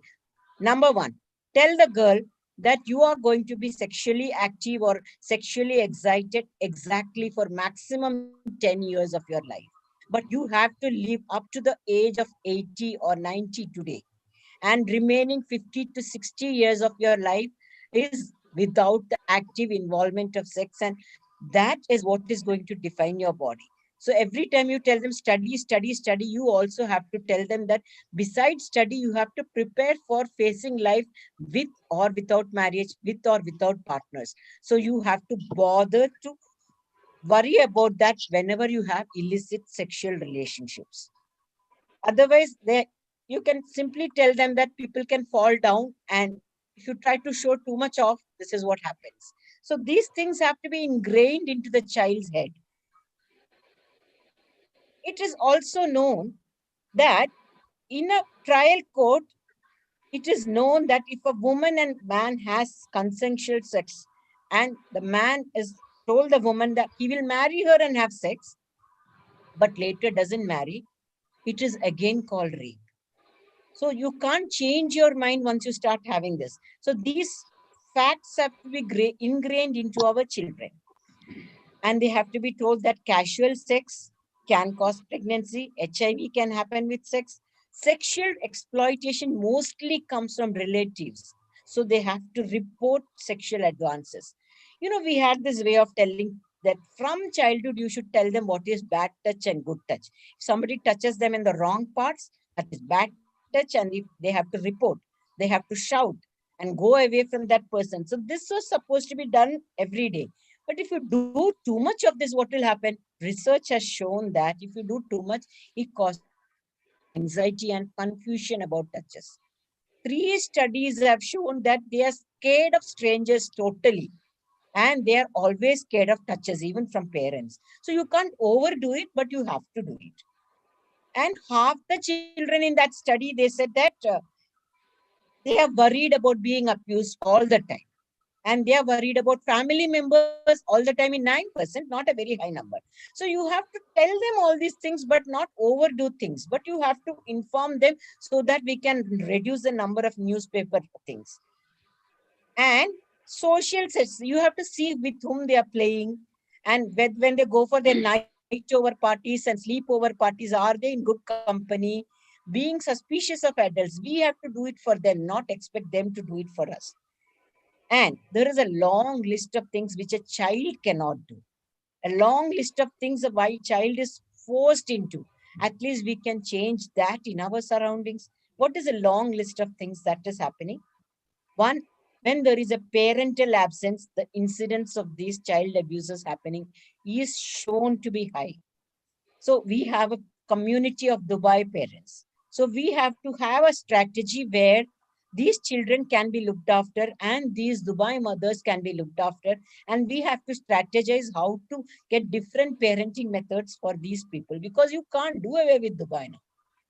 Maternal, mental or physical illness is shown to increase rate. So whenever you find a neighborhood person with a mental disease or physical illness, just extend your hand to that neighborhood, your relative or anybody. Just doing that will reduce the number of newspaper reports of rape. Parental alcohol and substance abuse. Can you see this girl called Rahanas? She had an abusive parent, and always they put off the face of the girl when they show newspaper reports. But Rahana said, show my face. I did not do anything wrong. Because this father, he forced her to have sex with all his friends. And then after many years, when a video was taken from him, he said she consented. That was a gall. We have alcoholics all around us. Please prevent alcoholism all around. If you want to have alcohol, do not have it. This is my opinion. Do not have celebrate alcoholism in meetings. Have it in your house. Have it with people who want to have alcohol. But do not make a big celebration of alcohol, because it is killing our society. You have to stop celebrating this. You can have alcohol with people who want to have alcohol, can have it in their houses or have their own groups. But no, don't make it a point to force each and everybody around to have alcohol, because it is killing our society, because the number of rapes are increasing. And it is a known fact that celebrating alcoholism is harmful for society. Poor parent-child relationships. Today, all girls are getting out of their shells and they are not going to listen to husbands who dominate them. We don't blame them for divorcing. But whenever there is a poor child-parent relationship, they have to think of the child and how to protect that child instead of shouting in front of the child. And if you see a couple doing this, you, without shouting, you have to try to find out how the child can be protected. If you and me don't try to do this, to all the neighborhood families that we see around saying, this is not my job, I don't want to interfere in their life, we will again see newspaper reports. You have to get out of your shell and do this so that society can improve. And increase, how can you diagnose a girl or child, boy who has a problem? They will have an increase in nightmares or other sleeping difficulties, withdrawn behavior, angry outbursts, anxiety, depression. If you see any of these things in your child, don't let it go just like that. Gently go and ask. Presence of a stepfather is also a problem they have found in the studies. So a family like this has to take particular care how this thing can be obviated. They have to try to inculcate, find out strategies, and not like other children. This child has to be special. So the more attention has to be paid, although it's not it's almost impossible not to remarry. Physical abuse, beating a child can be a problem and it has to be avoided. Neglect of a child, when you are just WhatsApping and things like that and neglecting your child, or you have marital conflict or marital violence, it is a problem. So that doesn't mean that you give everything that your child is asking for. They don't want money. You have to prepare the child for the path, not the path for the child. You want to do something and you just give money or toys and you get rid of the child. That is not going to help. You have to spend your time, forget your money, forget your, abhijatyam, and go down to the child's level. That is there. Be available. Let them know they won't get into trouble. No, they have secret keeping. They'll say, don't tell your mother, don't tell that, and they'll threaten them. But if you are not an accessible parent, or your child, your girls, we are in the grandparental level now. If your children are not in the, accessible to their child, make them accessible. Low maternal attachment because of poverty or any other things, just like WhatsApping, all these things can cause child abuse. And why? No, you don't blame anybody outside. It is you yourself who is causing more propensity for your child to get child abuse. So you have to be aware of that when you have a child at home. So in India, during lockdown, the number of children watching porn has rapidly increased to 95%. So you have to worry what your child is seeing. Although the child will cry if not given a mobile phone in hand, maybe even you watching a mobile has to be done away from the child if you have a child at home. You know, there was an 11-year-old girl who was forced into watching porn, and the children, those 14-year-old boys who forced her to watch it with them, tried to sexually assault her. This is what WhatsApps and mobile phones are doing to our children.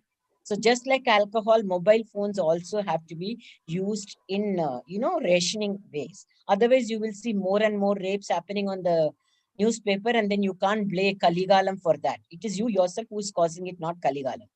So availability of sexual materials is also a key factor. You as a person have to reduce it. Single biological parent households, I already said, they know that the child is going to be affected because she has to look after the electricity bill, water bill, everything on her own. So lend a helping hand to every girl who is managing a single parent household. Whoever it is, it's your neighbor, your cousin, your auntie, whoever it is, please lend a lending help, because that way you will help the nation avoid rape. You can do this easily. And what about the role of a healthcare worker? The National Commission for Protection of Child is there. Whenever you come across something like this, it has to be reported to them. And doctors are protected in case of erroneous reporting, but punishable if they fail to report. So that is what we are supposed to do. We need boys also to walk around like this, and boys are also sexually abused. And out of 1,282 sexual abuse cases, 397 were sexual assaults, 283 were penetrative sexual assaults. And besides that, many of the abusers were known to the kid. This is repeating it, but this is a study, so I just put it up. And where are we headed? The place of occurrence is home in most of the times. Relatives' house. Abuser's place. That means that children are lured there. Unfortunately, even the teacher is blamed in a lot of places. So we have to be aware of this to help society. There is also one story where a Buddhist monk said, a prostitute went to the monk and said, "Oh, I'm so sorry to come to you because I have sinned." Then the monk said, "We have sinned because you have to go through this, and that is our fault. Therefore, never look down on a rape victim. Never talk badly to her. Be nice to them. Do not segregate them in society. That's the only way they can lift their head up. And that's the only way we can break the chain. We need to break the chain of corona. We need to break the chain of rape by respecting and giving a place with us, on par with us, to all rape victims and raising their morale. So it is our duty, just besides having a good practice, it's our duty to prevent rape in society. And why is it so? Because that girl is not at fault. Silence does not equals consent. Because she kept quiet because of fear doesn't mean she's a bad girl. And do not participate when somebody is making fun. They talk body remarks. You have to object. Don't be a casual observer. There is a lot of women who are shown badly in advertising and professional wrestling and things like that. In the cricket match, they will show the women without clothes and the men are fully supported. I think we have to raise our voice against this. Recognize that sexual violence will not end until men become part of the solution and men decide that women are not sex objects. They have hands, legs, mouth, intelligence. They are not just sex objects, and men have to realize it, or we have to make men realize it. Whenever you see a rape victim, remain as calm and supportive as possible. Shouldn't grill a child and go on asking questions, who did that and all. But you have to gently find out who did it. And inform a mental health personnel, because you cannot be calm when your child is upset, But with practice, rough rides will also remain smooth, and I'm sure we'll have a rape-free world in future. Thank you so much.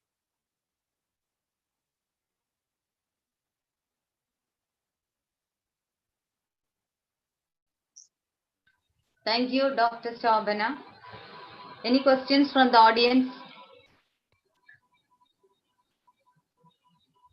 I know it was just a off and talk. There's nothing to talk unless any of you want to give comments about this, very vicious topic. Anybody wants to talk about it? All the Mission Pink? Yes, madam. Madam, please unmute yourself and talk. Madam, unmute yourself and talk. Good evening. I heard your talk.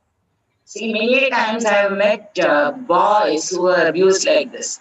Girls, of course, they have got the sympathy of the, community or the society. They think that the girls are being abused by people. But there are boys, young boys, who have met with such a situation where they don't have anybody to talk this about. Because normally a girl is very... 1 minute. Sushila is a teacher in Harishri school and she sees children. So that's why she's talking. She is Sushila Venugopal. Continue, Sushila.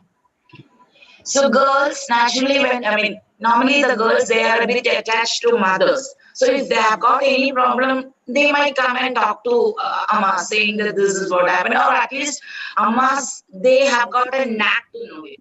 But what about the little boys? Because they don't say these things to their fathers or papas. Because they're not that close to say these things about.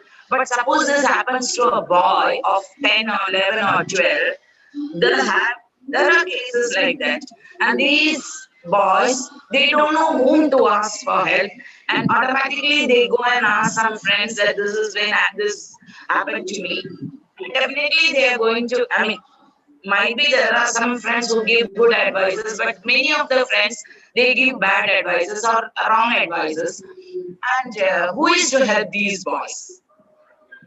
Yeah, so we have to find out strategies, Sushila. You teachers, we doctors and the judges and all of us have to sit and find out some way how we have to help the boys as well as the girls and get out of this. We have to have more sessions and we have to get together and not just worry about ourselves. We have to start worrying about society on some day or the other. Yes, that we have to. Anybody else would like to say something on this topic, or we will go on to the inaugural session? Anybody else? Thank you, Sushila, for that. Is anybody unmuting themselves? No. Okay, then if there are no other questions, Dr. Geeta, shall we go on to the inaugural session? Yes, madam. Okay. So now we go on to the grand inaugural session of the launch of Mission Pink Health in the district of Thrissur.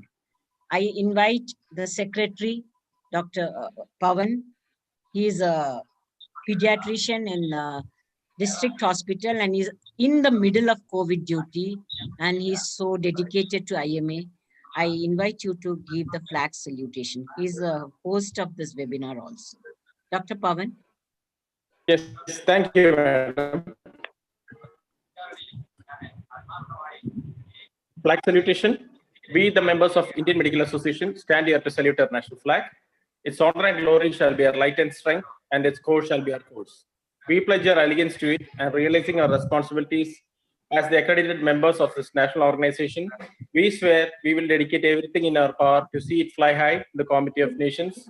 Jai Hind, long live IMA. Thank you, Dr. Pavan. Now we have our own president, the president of Thrissur IMA, the energetic and the prize-winning Dr. Joy Manila. He will give the presidential address. Thank you, Dr. Shabana Mohan. I am very happy to be here, being the president of IMA Thrissur branch. And for the first time, we are having the Mission Pink Health Thrissur district program. First time we are starting. And I'm happy, I'm wishing all the success, and I can see a galaxy of stars of Mission Pink Health and WDW with the chairperson, Dr. National Vice Chairman Dr. Anupama is there, and Dr. Rajesh Sharma, Dr. Geeta Devi, Dr. Kavita Devi, and also I welcome our State Secretary Dr. P. Gopi Kumar and Secretary Dr. Pavan Madhusudanan, and WDW chair convener Dr. Abhaya, and I hope I have not missed much. I welcome you all to this seminar, and I invite, I'm not prolonging much, we are already late, and I wish all the best for this Mission Pink Health, which is being headed by Dr. Shobana Mohandas for Thrissur district, as the convener of Thrissur district. And I invite Dr. P. Gopi Kumar for his inaugural address. Okay, Dr. P. Gopi. Good evening, respected Chair, Dr. Joy Manila, President of IMA Thrissur, WDW Chairperson of IMA Thrissur, Dr. Shobana Mohandas, Branch Secretary Dr. Pavan, and WDW Secretary Dr. Abhaya. My dear IMA members of Thrissur, വീണ്ടും തൃശ്ശൂർ ബ്രാഞ്ചിന്റെ ഒരു മീറ്റിംഗിലേക്ക് വരുന്നതിന് സന്തോഷം. എൻ്റെ സ്വന്തം ബ്രാഞ്ചിൽ വരുമ്പോൾ ഞാനിപ്പോൾ ആലപ്പുഴ ബ്രാഞ്ചിലും കൂടി ഉണ്ട്. പക്ഷെ ആലപ്പുഴ DC പിന്നെ റിസപ്ഷൻ ടു ക്യാബിനറ്റ് മെമ്പേഴ്സ് നടത്തിക്കൊണ്ടിരിക്കുകയാണ്. അതിൻ്റെ ഇടയിൽ നിന്നാണ് ഞാൻ ഇങ്ങോട്ട് വരുന്നത്. മിഷൻ പിങ്ക് ഹെൽത്തിനെ സംബന്ധിച്ചിടത്തോളം വളരെ ഒരു വിസ്ഫോടനാത്മകമായ ഒരു ലോഞ്ചാണ് കേരളത്തിൽ ഉണ്ടായത്. അതിന്റെ ഭാഗമായി തൃശ്ശൂരിലും ഇപ്പോൾ മിഷൻ പിങ്ക് ഹെൽത്തിന്റെ ആക്ടിവിറ്റീസ് തുടങ്ങുകയാണ് തൃശ്ശൂർ ജില്ലയിലും. വാസ്തവത്തില് വളരെ ഇമ്പോർട്ടൻ്റ് ആയിട്ടുള്ള ഒരു പ്രൊജക്റ്റ് ആയിട്ട് ഇന്ത്യൻ മെഡിക്കൽ അസോസിയേഷൻ കൊണ്ടുവരികയാണ് മിഷൻ പിങ്ക് ഹെൽത്തിനെ. നമുക്കറിയാവുന്നതുപോലെ അഡോളസെന്റ് പീരീഡിലുള്ള അത് ഗേൾസ് ആയാലും ബോയ്സ് ആയാലും അവരുടെ പ്രശ്നങ്ങളെ അവരേത് രീതിയിൽ അവരത് അഭിമുഖീകരിക്കണം, അതിനുള്ള പരിഹാരം പറഞ്ഞു കൊടുക്കുന്നതിനും അല്ലെങ്കിൽ അവർക്ക് സഹായിക്കുന്നതിനുമായിട്ടുള്ള പ്രധാനപ്പെട്ട പ്രോഗ്രാംസ് ആണ് മിഷൻ പിങ്ക് ഹെൽത്തിന്റെ ഭാഗമായിട്ട് നമ്മൾ ആസൂത്രണം ചെയ്തിരിക്കുന്നത്. Definitely a very novel and very important project as far as Indian Medical Association is concerned. Though this was launched a couple of years ago at the national level, and most of the activities have been done by the WDW or the IMA in the past years. Now this project gives importance to this particular area of activity and a special project has been designed. തൃശ്ശൂരിനെ സംബന്ധിച്ചിടത്തോളം, തൃശ്ശൂർ ബ്രാഞ്ചിനെ സംബന്ധിച്ചിടത്തോളം, തൃശ്ശൂരിലെ മറ്റ് ബ്രാഞ്ചുകളെ സംബന്ധിച്ചിടത്തോളവും WDWയുടെ പ്രവർത്തനങ്ങളായാലും അതിനോടനുബന്ധിച്ച് ഈ mission pink ഹെൽത്തിന്റെ ആക്ടിവിറ്റീസും കഴിഞ്ഞ കാലങ്ങളിൽ നല്ല രീതിയിൽ തന്നെ നടന്നിരുന്നു. അപ്പൊ അതിനൊരു ഏകോപനം എന്നുള്ള രീതിയിലാണ് ഇപ്പോൾ മിഷൻ പിങ്ക് ഹെൽത്ത് വരുന്നത്. അതുകൊണ്ട് തന്നെ വളരെ കാര്യമായ രീതിയിൽ അതിനൊരു ബൂസ്റ്റ് ഉണ്ടാകുമെന്നും നമുക്ക് ഇന്ത്യൻ മെഡിക്കൽ അസോസിയേഷന്റെ ഭാഗത്തു നിന്ന് ഡോക്ടർമാരെന്നുള്ള നിലയിൽ അഡോളസെന്റ് ഗ്രൂപ്പിന് ചെയ്തു കൊടുക്കാവുന്ന ഏറ്റവും നല്ലൊരു ഒരു നമ്മളുടെ ഭാഗത്തു നിന്നുള്ള ഒരു സംഭാവനയോ അല്ലെങ്കിൽ നമ്മുടെ ഭാഗത്തു നിന്നുള്ള ഒരു ശ്രമമോ പരിശ്രമമോ ഒക്കെ ആയിട്ട് ഇത് വളരട്ടെ എന്ന് ആശംസിക്കുകയാണ്. തൃശ്ശൂരിനെ സംബന്ധിച്ചിടത്തോളം വളരെ നല്ല രീതിയിൽ തന്നെ ഇത് നടക്കുമെന്നുള്ളത് എനിക്ക് ഉറപ്പാണ്. അവർക്കുള്ള സഹായങ്ങൾ ചെയ്യുന്നതോടൊപ്പം തന്നെ ഇതൊരു പഠന വിഷയവുമായിട്ട് നമ്മളൊരു സയന്റിഫിക് ഓർഗനൈസേഷൻ ആകുമ്പോൾ ഓരോ പ്രശ്നങ്ങളെ കുറിച്ചും ആധികാരികമായ രേഖകൾ ഉണ്ടാകുന്നത് ആവശ്യമാണ്. അതുകൊണ്ട് തന്നെ അത്തരത്തിൽ ഉള്ള ഒരു മൂവ്മെന്റ് കൂടി ആയിരിക്കണം മിഷൻ പിങ്ക് ഹെൽത്തിന്റെ പ്രവർത്തന രീതി എന്ന് മാത്രമാണ് എനിക്ക് ഈ സമയത്ത് പറയാനുള്ളത്. എല്ലാ ആശംസകളും മിഷൻ പിങ്ക് ഹെൽത്തിനും WDWനും IMA തൃശ്ശൂരിനും നേർന്നുകൊണ്ട് ഔപചാരികമായി ഇതിന്റെ ഉദ്ഘാടനം നിർവഹിച്ചതായി പ്രഖ്യാപിക്കുന്നു. നന്ദി. ജയ് IMA, Jai Hind. Thank you, Dr. Gopi Kumar. We also had expected that Dr. Ajita, chairperson, would come and inaugurate it.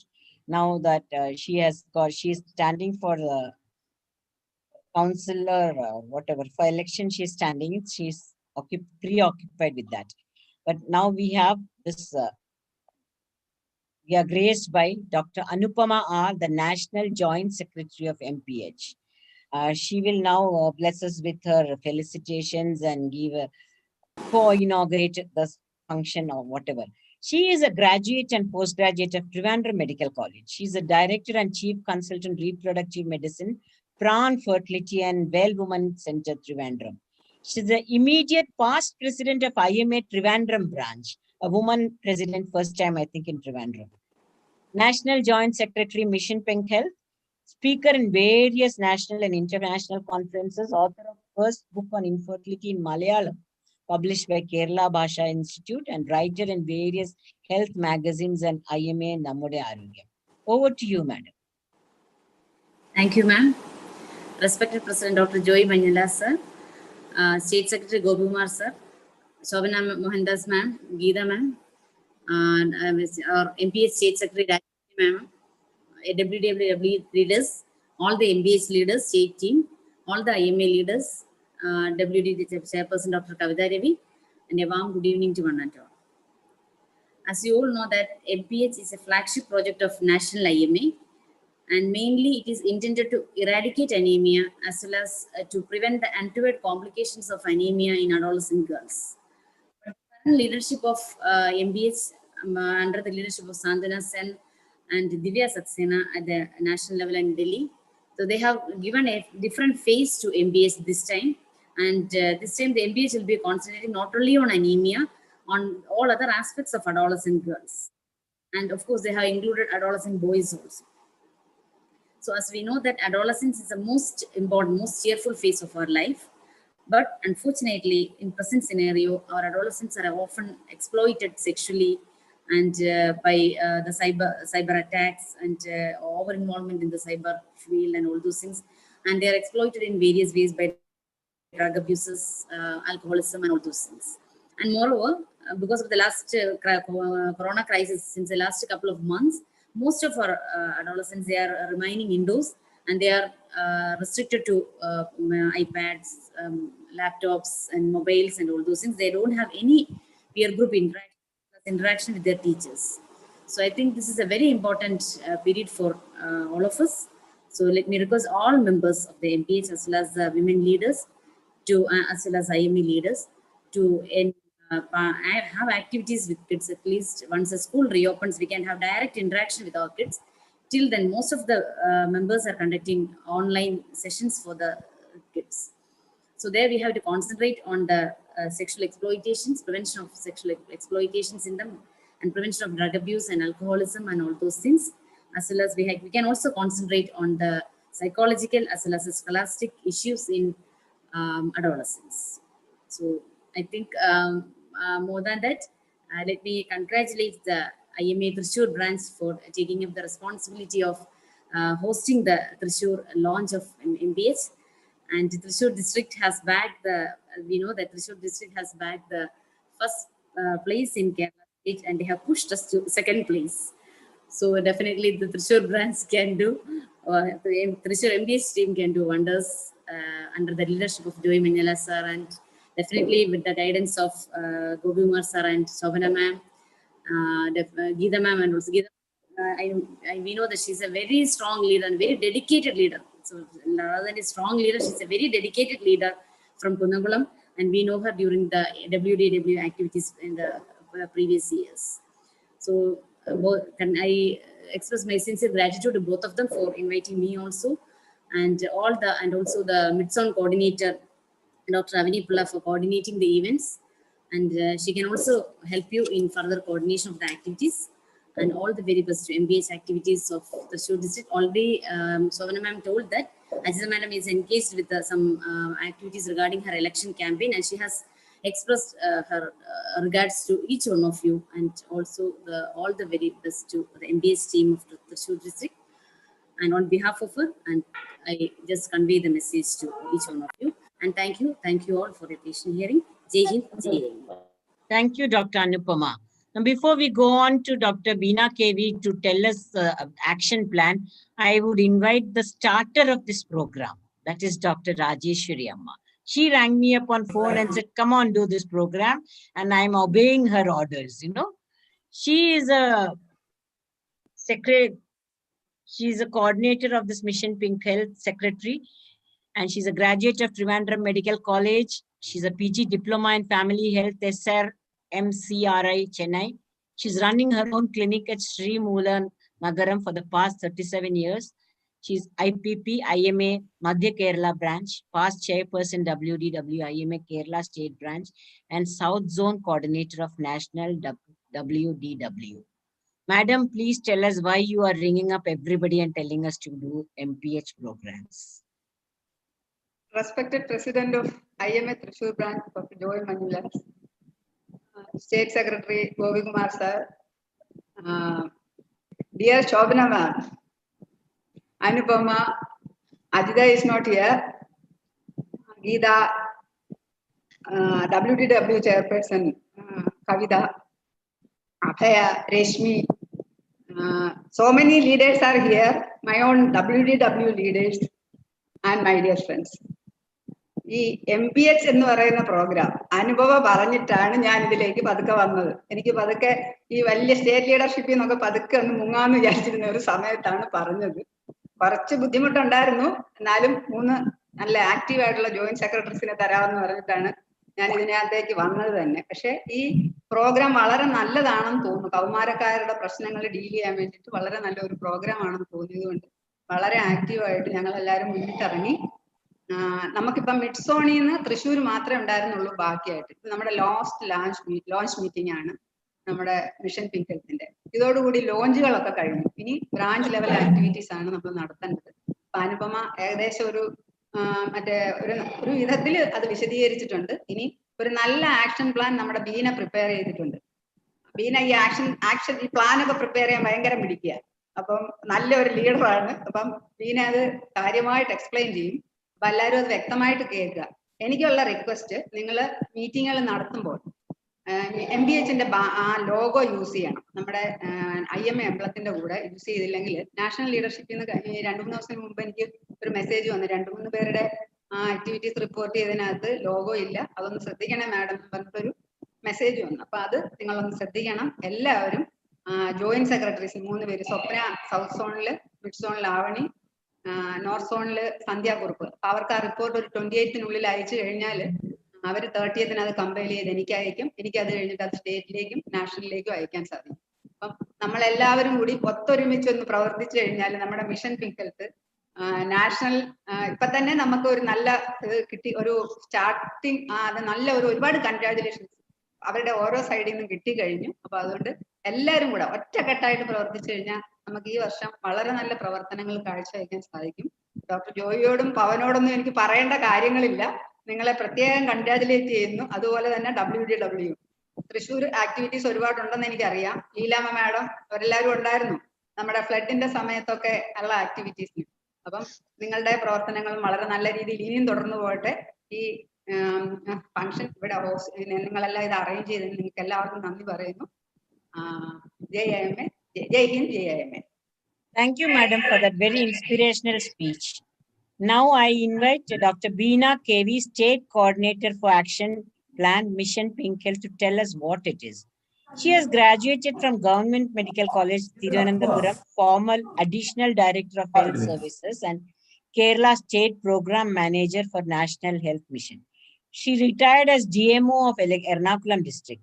Now she is a medical superintendent of Amrita Institute of Medical Sciences. That's a very big job. NABH assessor and NQAS assessor at Senate. University of Health Sciences member of Amrita, UNESCO chair in gender equity and women empowerment. So she's also in UNESCO steering committee in IMA, past chairperson of WDW and past president of IMA Perimbavu. And she's a state coordinator for MPH.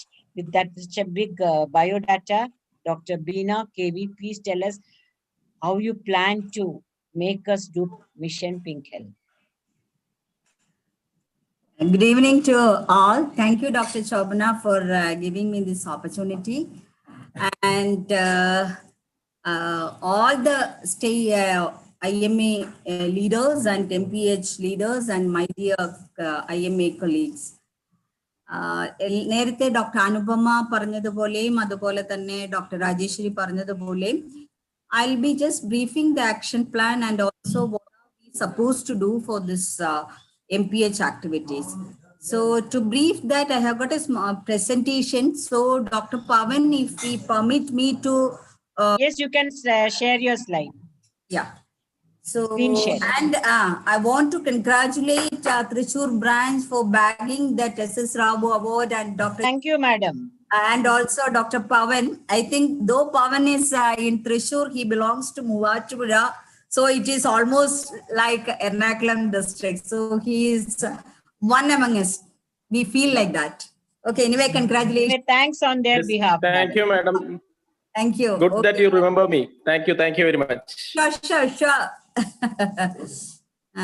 So I'm sharing.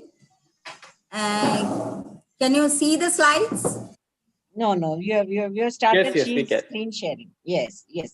It's done. Okay.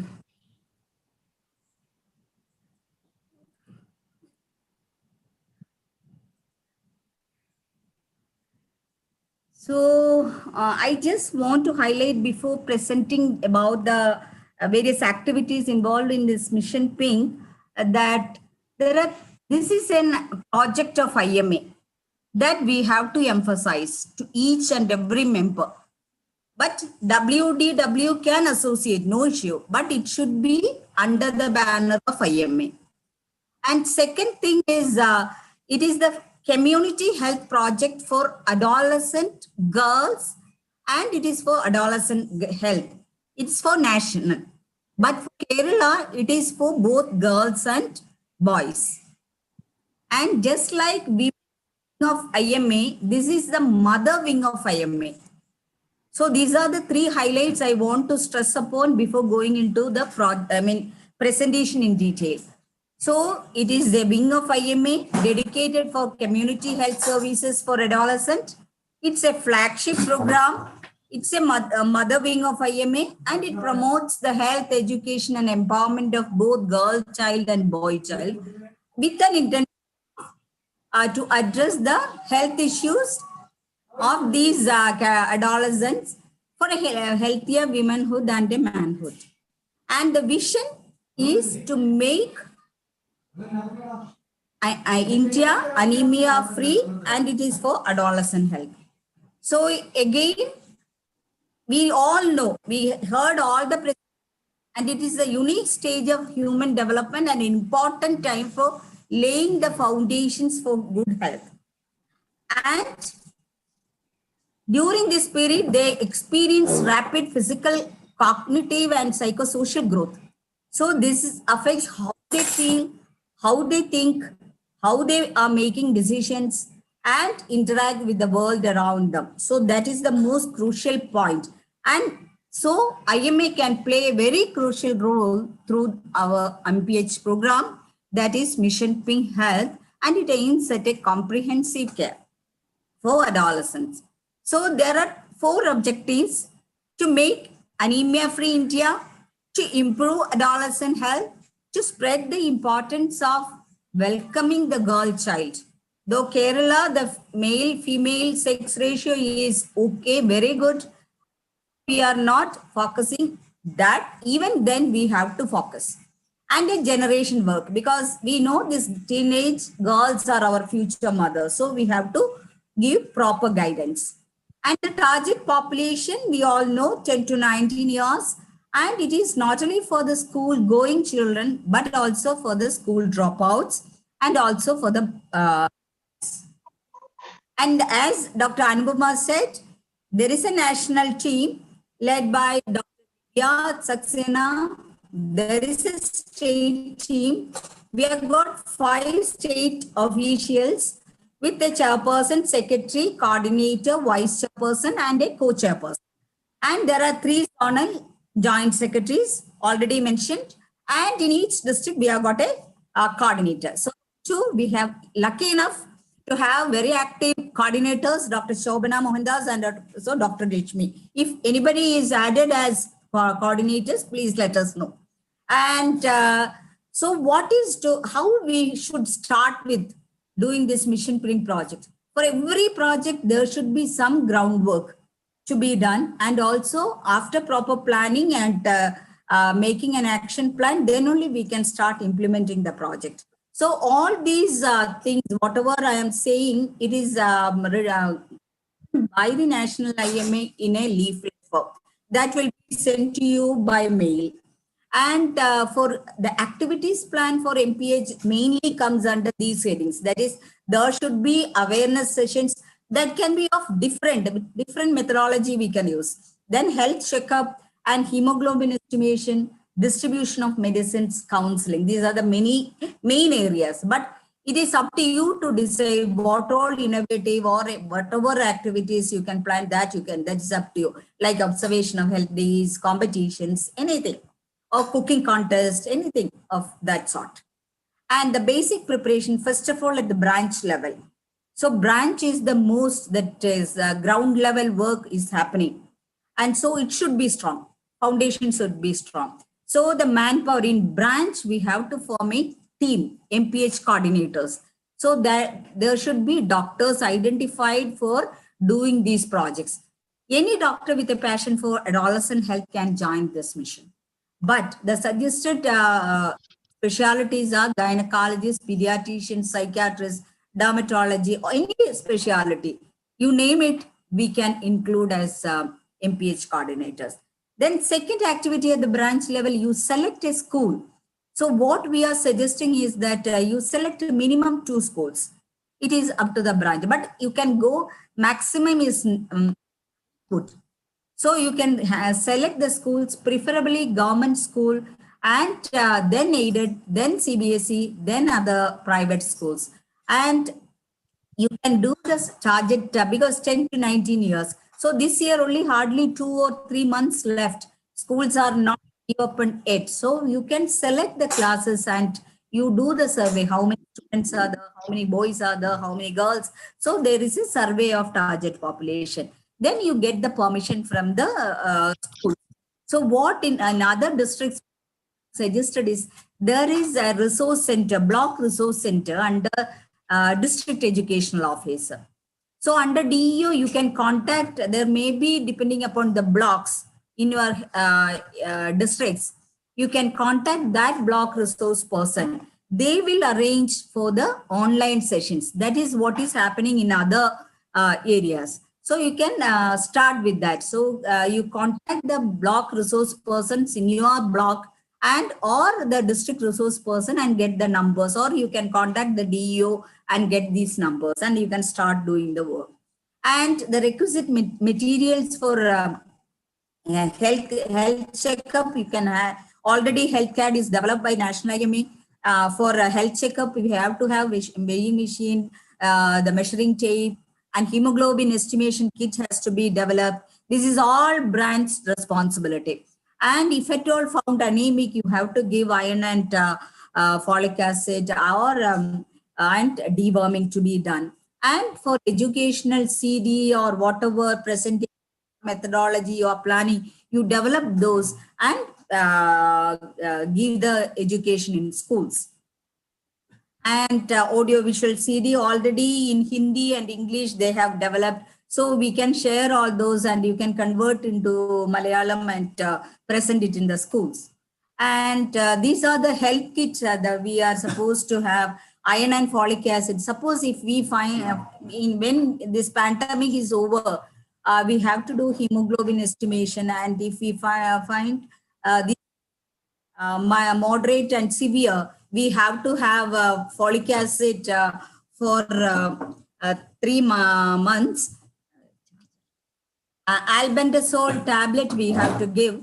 And if menstrual hygiene is one of the topic we have to highlight. So we can provide them with sanitary pads, and also if you find the nutrition part, that also you can provide hygiene, you can provide all these. So it is up to the branch to have different activities. And it is very important that always use the disposable lancet. Medicine should be authentic supply and proper purchase receipt and government supply.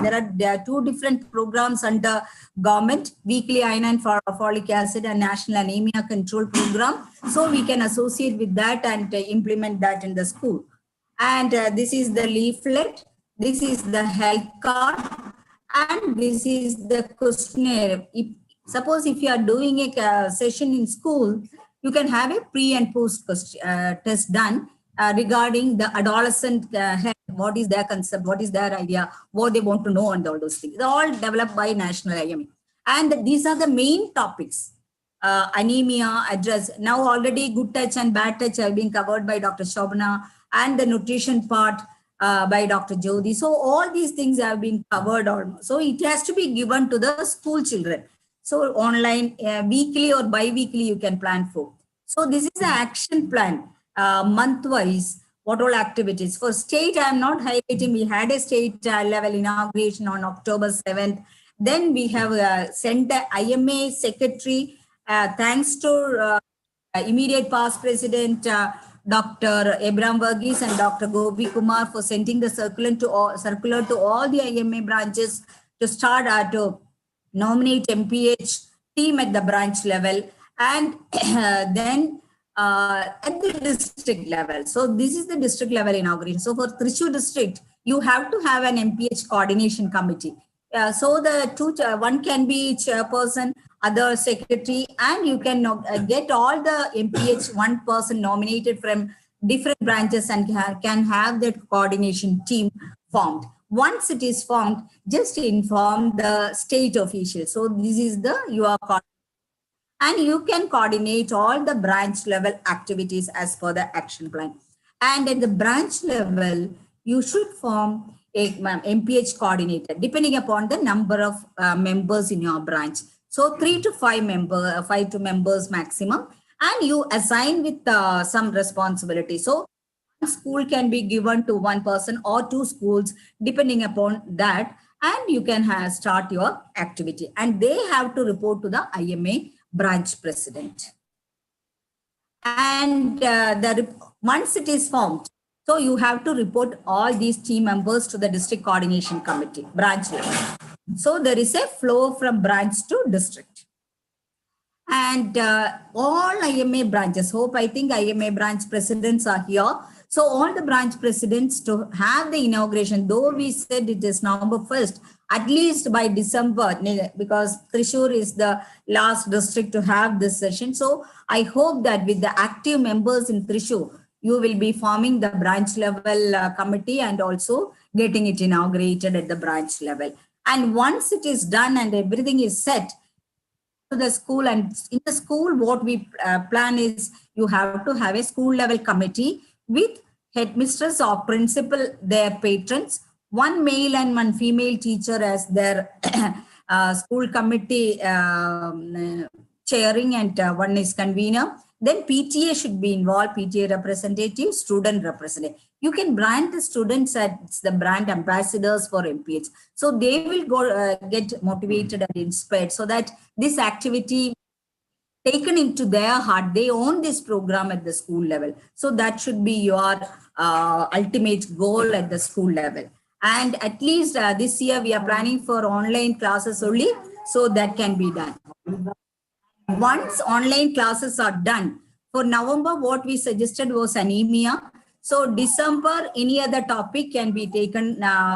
You can have anemia topic in different schools. And this is the workflow of reporting. So from the branch at school level and other areas, you will be getting from branch president and branch secretary. And they have to send to district coordinators to consolidate and send to zonal secretary. And though Rajeshri was saying it should be on 28th working day and district coordinators the last working day, I will modify that accordingly. And zonal secretary sent consolidated, there is a format, and to the state president and secretary, and then they will send it to the national level. And this is the health format. You need not write in detail. The branch can write in detail to the district coordinator, but the district consolidation will have the number of students, number of girls, number of all the activities. I have mentioned 5 different activities. You have to mention, and the number of schools and number of school children you address. Any special remarks you just note down, and one branch can send minimum 2 photos, so that at the district level, district maximum between the range 8 to 10 branches are there. So they will have 20. So at the state level, we will have a minimum number of photos set. This is the hemoglobin data sheet you have to maintain when you do the health checkup, because all the names should be listed, age should be listed, the hemoglobin to be identified, mild, moderate, and severe. And once anemic, you give FFA and deworming, and after 3 months, you have to check again so that we should see whether there is any improvement. And with all these, we are sure that girl child is nation's pride. Health and education are, they should realize that they are fundamental rights. Education is ladder to the career. Life is beautiful. Make it powerful, and let there be challenges, many more to conquer. So we will make these girl child brave daughters of India. For that, we have to have make them convinced that good food habits, good health, regular studies, building self-confidence, positive attitude make their life wonderful. And for this, I request all of you to reach every village and every school, and let us together make this Mission Pink Health successful. And with this, may say a big thank you for the patient listening, and any clarifications you can have it later. Thank you.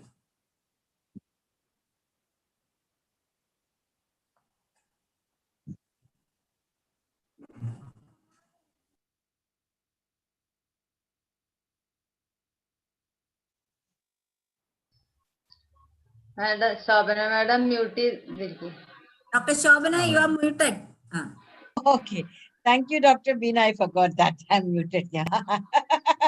That is a long list of things that you are telling us to do. And I hope we can do some of it at least. Dr. Geeta Devi was also saying, so we'll see what to do later. Okay. So now I am Dr. sure Pavan, that Dr. Geeta can do wonders. Yeah. Dr. Geeta can definitely do a lot of things. Yeah. I will help her. Yeah.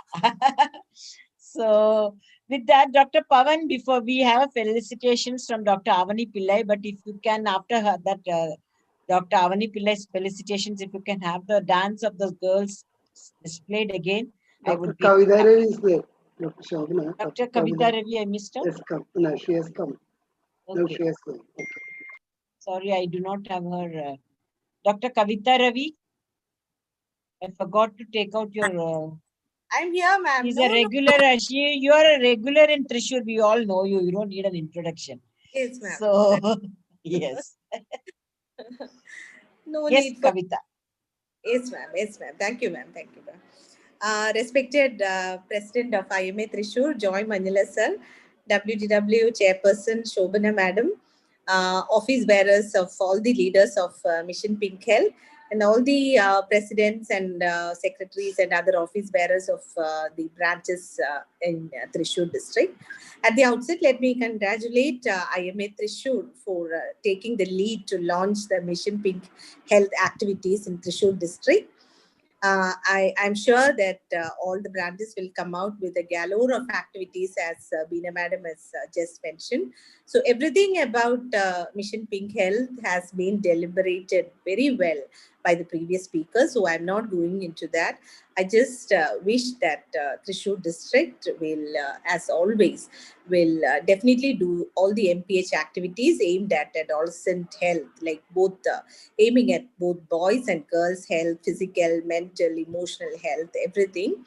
And of course, more than anything, documentation and reporting are very, very important. As you do for WDW, I know all the branches of Thrissur district, they do systematic reporting too. So likewise, you do the MPH reporting also. So once again, wishing you all the best. Thank you. Jai Hind, Jai IMA. Thank you, Dr. Kavita. Kavita is a pathologist from Aluva, I believe, no? No, ma'am. Right now, I'm at Kalamasheri Medical College, additional professor. Kalamasheri. Yes. Okay. So besides dissecting out specimens, you also give motivation, and you're a firebrand leader of IMA and WDW. Thank you. Thank you, Kavita, for that. And now I invite Dr. Avani Pillai to give her felicitations. Dr. Avani Pillai is from Trivandrum. She graduated from Mumbai and post-graduated from Trivandrum. She's MRCOG London and she has a fellowship in IVF from Kiel, Germany. Consultant, she's from Amrita Fertility Center where she's a reproductive medicine consultant. And she's a faculty for MCH Reproductive Medicine Program in Amrita Hospital, Kochi. She's a joint secretary of MPH Kerala branch, secretary WDW Kochi, joint secretary Cochin Obstetrician Society, and convener Kerala State Adolescent Health Committees. And she's also invited faculty for various state and national conferences, and she has many publications in various national and international journals. Dr. Avani Pillai, your words of inspiration. A very good evening to all the senior leaders of IMA, MPH, and senior leaders of WDW. At the onset, I would like to congratulate Thrissur team for organizing a wonderful meeting. Special mention to Dr. Shobna, very good talk with all the statistics of child abuse and how in the COVID times things are worsening. It was really very informative and very interesting talk. MPH has had a very good start. Right from the beginning, it has taken a fast start with all the due to experienced leaders and a very vibrant and energetic team which we have. Dr. Anupama gave a very good briefing of our activities. Also, as a state coordinator, Dr. Beena gave a very crisp and precise action plan, which we will all definitely follow. As Dr. Shobna mentioned, Dr. Rajeshwari has been pushing me also to bring out the best in me.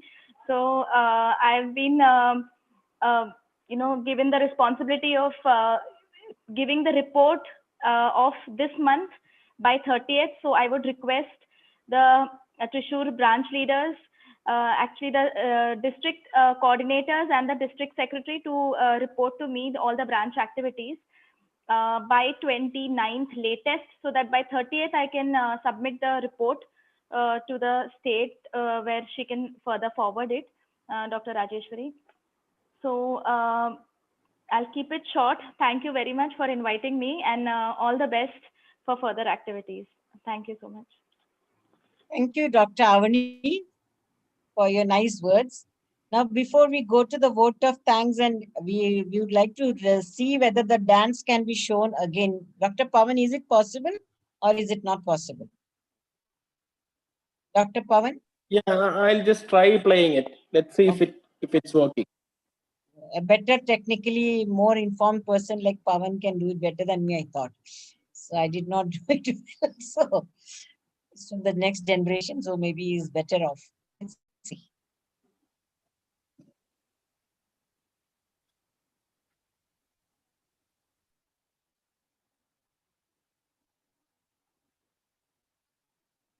If taken that case, we can put it on the YouTube. This dance can be added to our talk and put on YouTube, even if we can't play it here. Because they have taken the trouble to practice for this dance.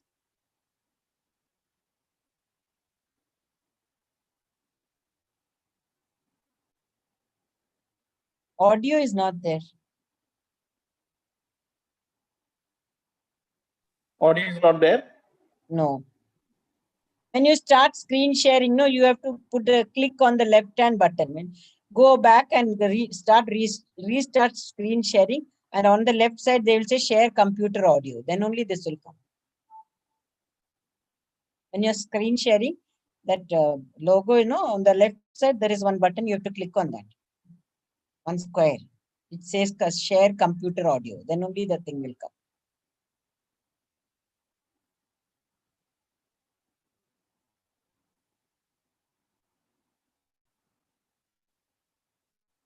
Up, it is there.